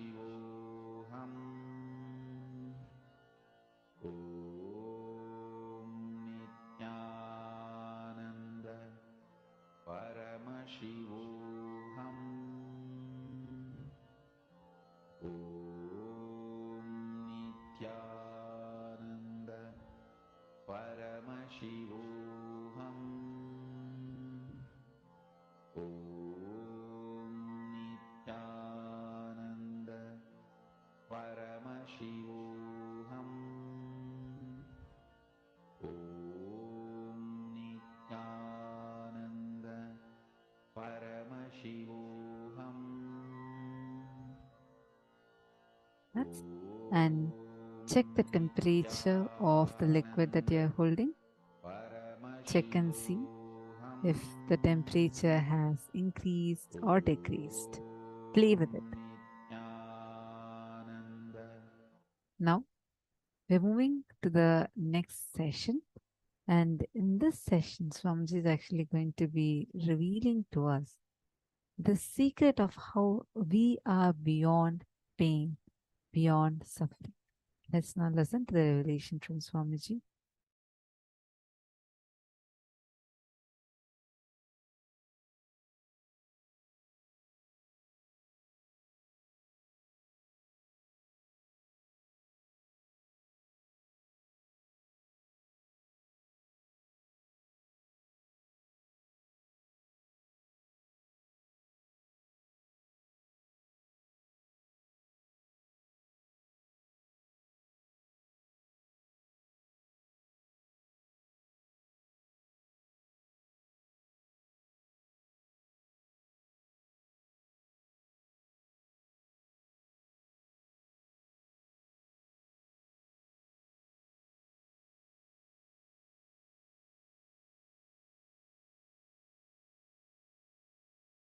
In Sanskrit, we have two words, Vada Pradivada Kandana Mandana.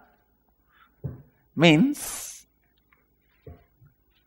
churning the logic till you achieve the nectar of understanding, realization. Kandana Mandana means the removing all the things which does not exist but gives you the feeling it exists. See, I tell you, it is just like a two edge of the cloth. One edge you say life is suffering, one edge you say life is bliss. But when you move to any one edge, you will become enlightened. You will jump out of that. You will fall out of that edge. Please understand. Enlightenment is falling out of this. Life is this. One edge is life is bliss. One edge is life is suffering. Go to any one extreme through your cognizance, you will jump out of it. You will become enlightened. Whether you believe Buddha, life is suffering, or whether you believe me, life is bliss, if you align your cognizance to that one belief, you will become enlightened. But suffering is part of life is not going to liberate you. Who said that? Suffering is part of life is not what Buddha taught. You heard. That is what you heard, but didn't see. Suffering is part of life. You heard. Buddha did not say. Buddha said life is suffering. There's a big difference between suffering is part of life and life is suffering. Align to anyone, you'll be liberated.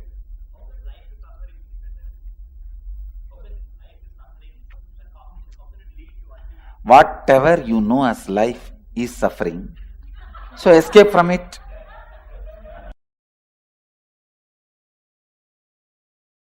I wanted you to know some of the basic truths. When Buddha declared life is suffering, when I read that statement first, I said, no, what is this? This fellow, such a pessimist. Starting with a statement, life is suffering. Now, I agree with Buddha with all respects. Unless you learn that word first, you do not develop perseverance. Man do not develop vyavasayatmika buddhi, perseverance, unless he understands that statement. Life is suffering. Life is dukkha. See, the big problem is, when you feel life is joy, when you believe life is joy, you tend to wander. You take up one project, suddenly you feel the other project glitters more. The other side is more greenery. Wow! I think that life is more joyful, more green, more shining, more palabala. Let me jump. You jump there. From there, when you look at the other side, wow, that looks more shiny, more beautiful, more powerful, great. Let me jump there. You jump there. Markada Vairagya. In Sanskrit, we have a word called renunciation of the monkey. Monkey renounces one branch to catch other branch, but it doesn't stay with that branch. Within 2 seconds, it catches some other branch and renounces this branch also. Margada Vairagya. Renunciation of the monkey. No? When Bhagavan Buddha says, life is suffering, his first statement is that only. Life is dukkha, suffering. I attest, I second his opinion. Only when you understand life is suffering, you learn perseverance. When you take up a project, when you face suffering, you'll understand, hey, life is suffering. Let me stand with this suffering, with this project and see the end of it.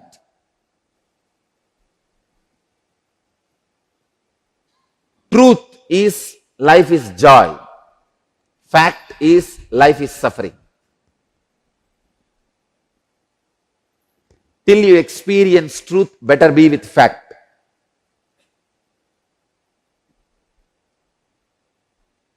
Vyavasayatmika buddhi keha kurunantana perseverance. In any level, in any project, whether it is the inner world or outer world. Understand, even living enlightenment is a project. Jivan Mukti is a project. You take it up. It's a project, you take it up. To achieve the end of it, in the initial level, believing life is suffering will be much better. Because you will have perseverance. When you face different sufferings, different problems, you will not know. Life is suffering. Let me be stable. The stability will happen in you. When you don't understand life is suffering, the stability does not happen in you. There's a term I learned just 2 days before. Quid pro quo. Quid pro quo. You scratch my back, I scratch your back.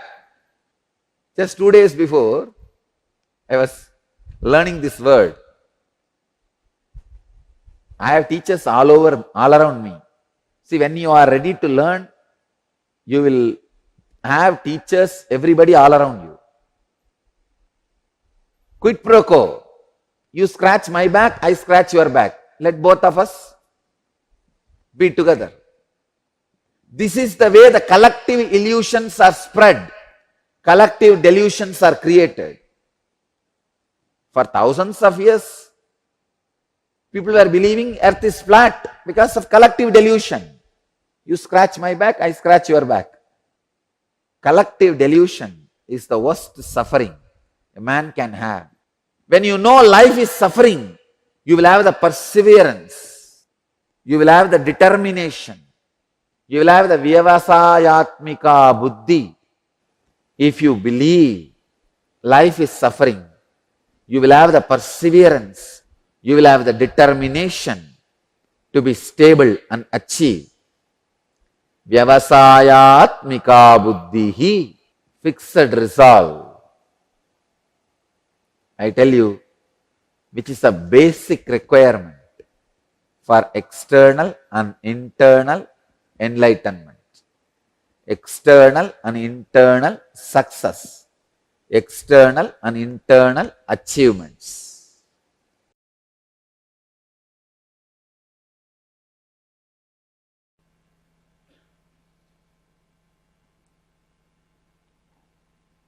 Once actually I landed upon a very deep, strong, sacred cognition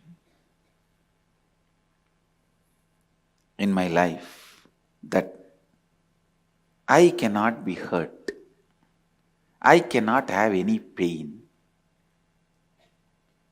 I am the Atma. Atma cannot have any pain, suffering, nothing. It is pure space. It was so powerful and so strong. I went and took the knife and cut my thigh to check it. A child will not have a guts to take a knife and cut himself to check. Understand, I tell you, the power of the cognition was so much. I could not control myself testing it on me because I was too excited. Of course, I needed few more understanding. See, when I am the Atma, soul, I am not the body, and I cannot be destroyed, I don't have pain, I am beyond sufferings, then I should have tested that on my Atma, not on my body. I have tested it on which something I am not. See, the experience is sitting in the Atma, the cognition is sitting in the consciousness. But experimenting, I am doing it on my body. That understanding I gathered little later. But that cognition was so powerful. Even when there was a pain on the body, I did not feel bad for what I did. I did not feel bad about testing it. It was such an ecstasy. Wow, wow, wow. Like a long journey is over. Now I don't need to run around anywhere here and there. I am that rest, that restful awareness, that cognition was such an ecstasy.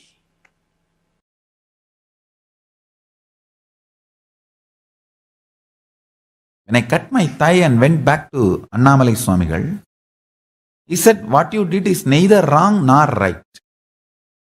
I couldn't understand. What do you mean? He said, because of this cutting yourself, you got the click. Ultimately, that you are not the body. Actually, after that only he gave me the initiation into that Aham Spurana. The methodology of the Aham Spurana by great incarnation, Ramana Maharshi. It was transmitted to me by Annamalai Swamigal. So Ramana Maharshi is my Paramaguru. And Annamalai Swamigal transmitted that Aham Spurana, Anubhava into me, and which became reality when I was 12 in the Pavazhakundru. After that, once Annamalai Swamigal was telling me, now understand the thing you did, cutting your thighs, neither right nor wrong. Because you got the vision, you don't need sacrifice. You don't need to cut yourself again.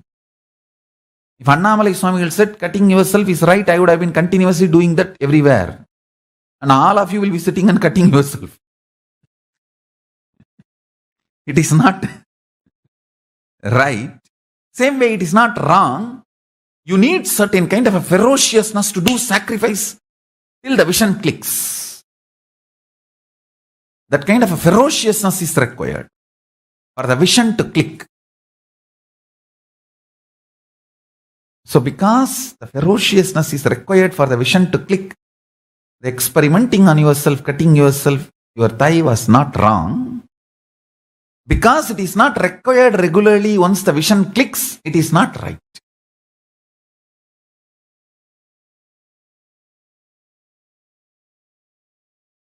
Understand it properly. Sacrifice is required only till the vision clicks. Once the vision clicks, you don't need sacrifice. Because living enlightenment does not need sacrifice. It only needs the vision clicking in you.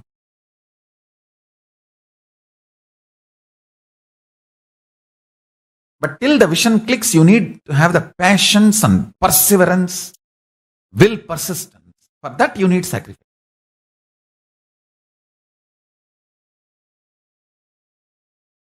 Shivanyana anubhuti, Shivanyana anubhava, Paramashivanyana anubhuti is a vision manifest, not torture or suffering.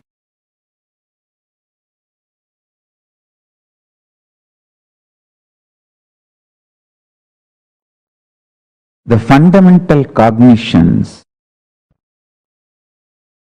are the principles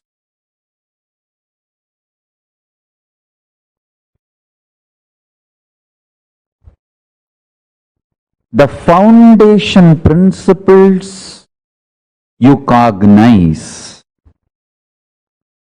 decides whether you are going to build a materialistic ecosystem around you, so-called rational ecosystem around you, or an enlightened ecosystem around you. Please understand.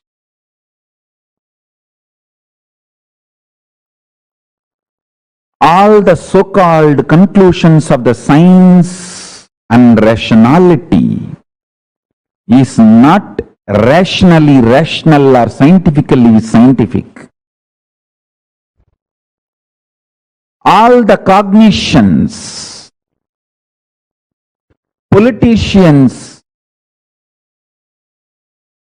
social leaders trying to infuse into you are not absolute truth or absolute right. Understand? Neither the cognitions are absolute truth, nor they are rationally rational or scientifically scientific.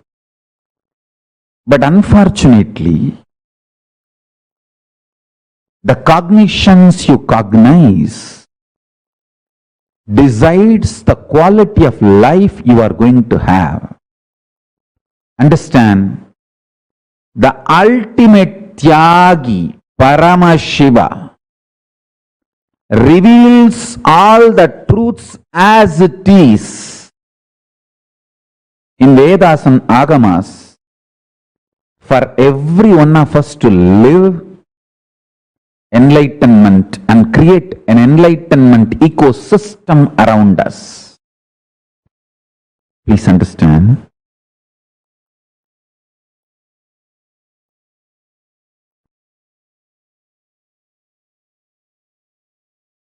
I want to tell you some of my own experiences.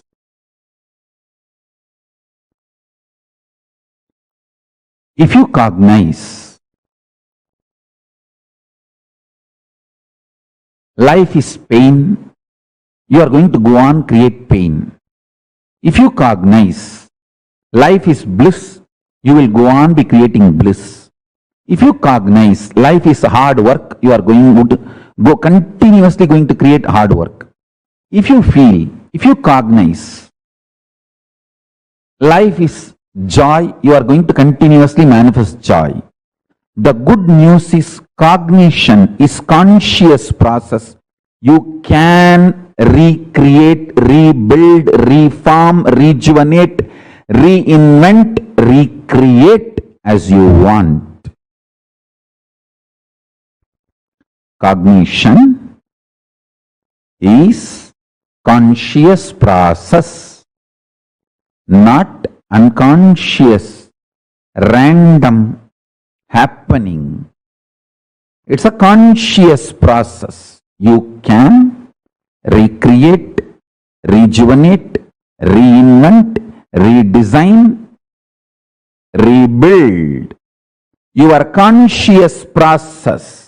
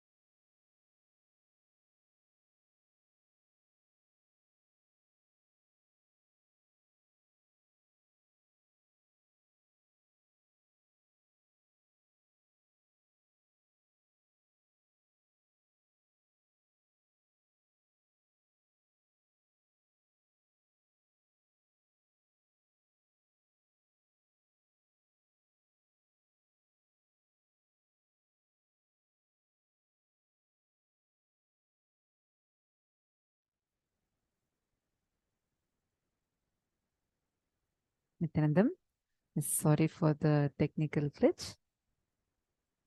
I hope all of you are able to see me and hear me now. Great. Life is suffering. Swamiji explained to us a very powerful cognition. The cognition which can directly lead you to perseverance, stability, and make you become a real stable person within you.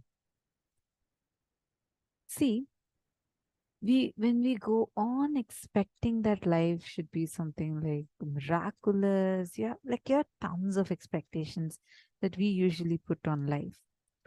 If when you take a few minutes and internalize what Swamiji said, just Swamiji revealed, you would have so much of opening up happening in you. Tremendous powerfulness would radiate through you. Whoever has any questions or doubts, see, there are like 10 Zoom rooms that we have. So I request all of you, if you all can go to the Paramashivoham Facebook group, even the female participants, I request if all of you can go to the Paramashivoham Facebook group and post your questions there so that I can take the questions directly from that. So none of your questions get missed. Can I request all the participants to please go to the Paramashivoham Facebook group and post it there?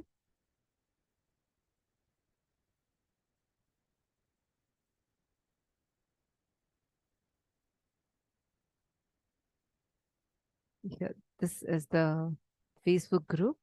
All of you can go to this Facebook group and post your questions that you have in this.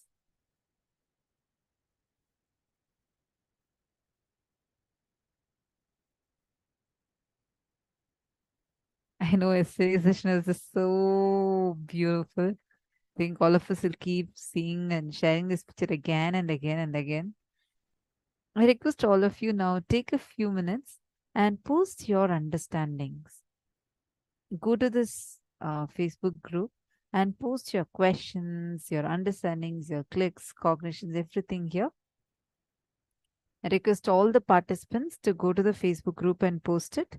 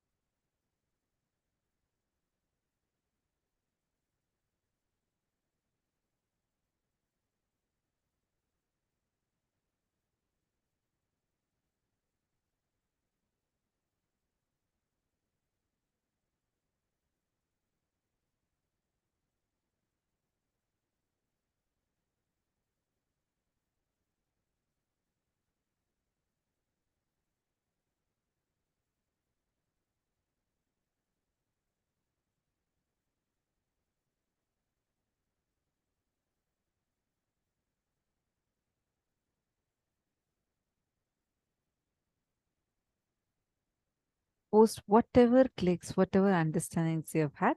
Go to the Facebook group and post it.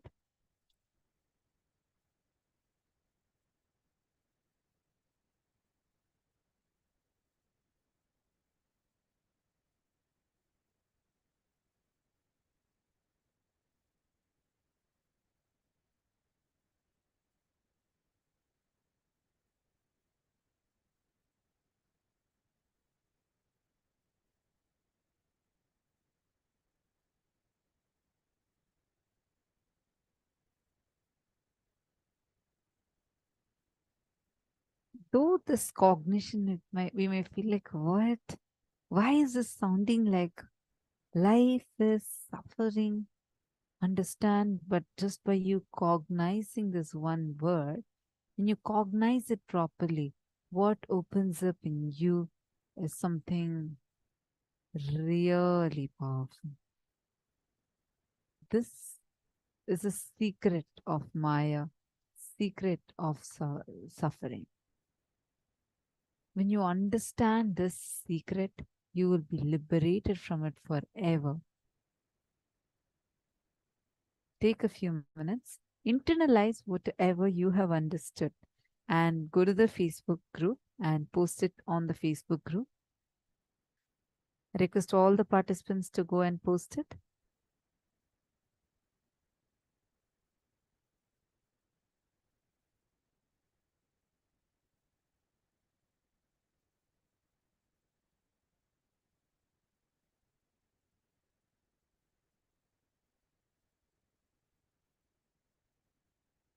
Understanding about life, what you are, is going to decide what you do and what you want in life. Like how Swamiji says, actually one of the very, very, very powerful cognition is changeable. Understand, we usually think, that's what Swamiji is telling you now, right?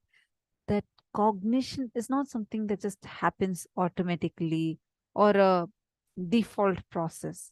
Cognitions are consciously built, which means you can change it. You have the power to change it. Just knowing this will liberate you from so many things that you're stuck in, that you're struggling with. When you think you are a child and a particular toy is going to give you joy, and that toy is going to be adding so much life to you, or it is going to be your eternal companion, you feel so strongly attached to that toy. Even if your mother tries to take that toy away and asks you, better you eat, otherwise I'm not giving you this toy back. What do? You, as a child, you shout at her. You're like, I don't want you. I will not talk to you. You go away from me. You only give me the toy. So naturally, you feel that a toy is much more important than anything else. But after some time, your understanding about yourself changes. So naturally, your needs also change. And when your understanding about yourself evolve, your need changes, your desires become different, your greed becomes different.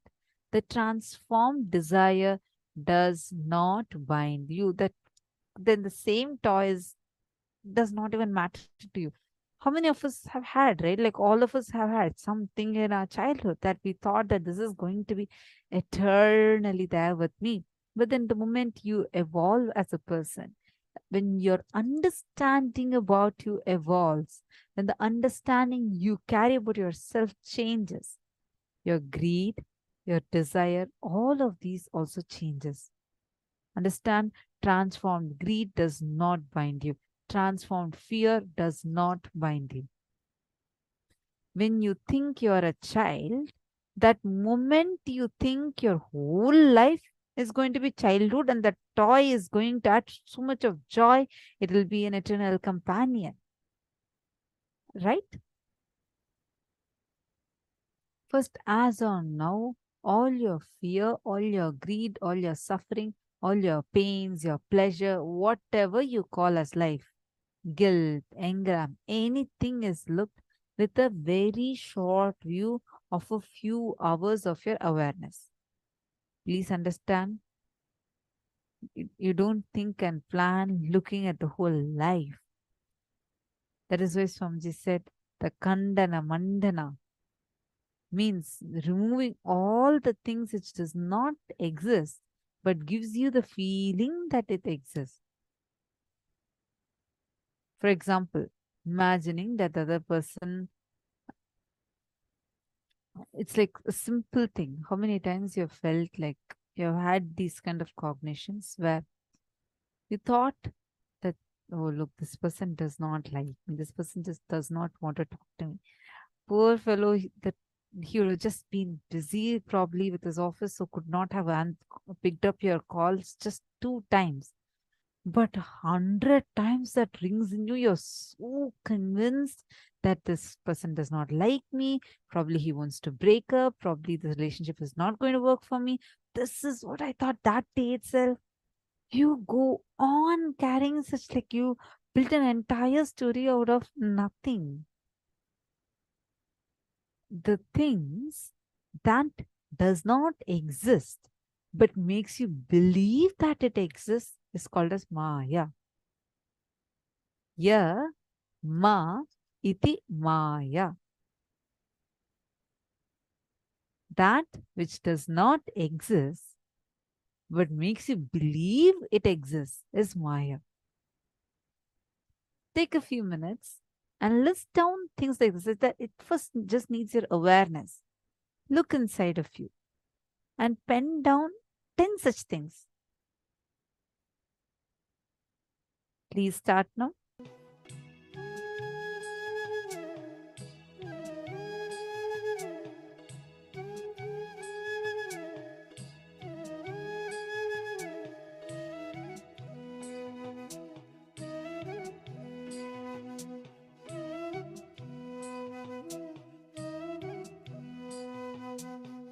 And write intensely, just 10 things like that. Quickly identify.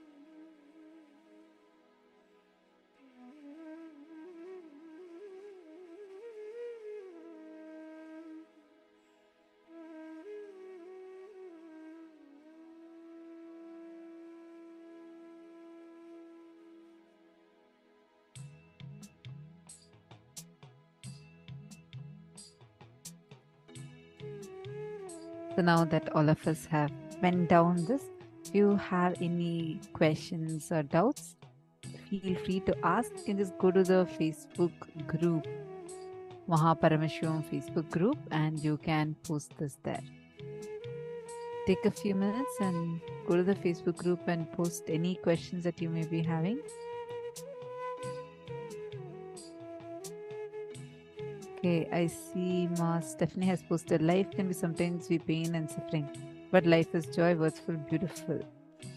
Okay, Ma Stephanie, I just want to tell one thing. This is exactly what Swamiji was telling, right? Like, suffering is a part of life, is not what Buddha told. Life is suffering. Both of these are actually completely different from each other. When you say suffering, worry, pain, all of these are also part of life, then you you continue to exist. See, right now, you know, suffering, life is sometimes suffering, life is sometimes joyful. This is the way we cognize. That middle path that you carry is not going to give you enlightenment. You will not be able to evolve. You know why? Because when you are suffering, you feel the whole life is suffering. And then when you're joyful, you'll feel that my whole life is joyful. You keep having this or that, this or that, this or that. Hold on to any one cognition. First, cognize very clearly that is life is suffering. First, cognize that cognition will evolve and make you realize that how you can handle it with strength and how you would be able to go beyond that suffering. You understanding, Ma?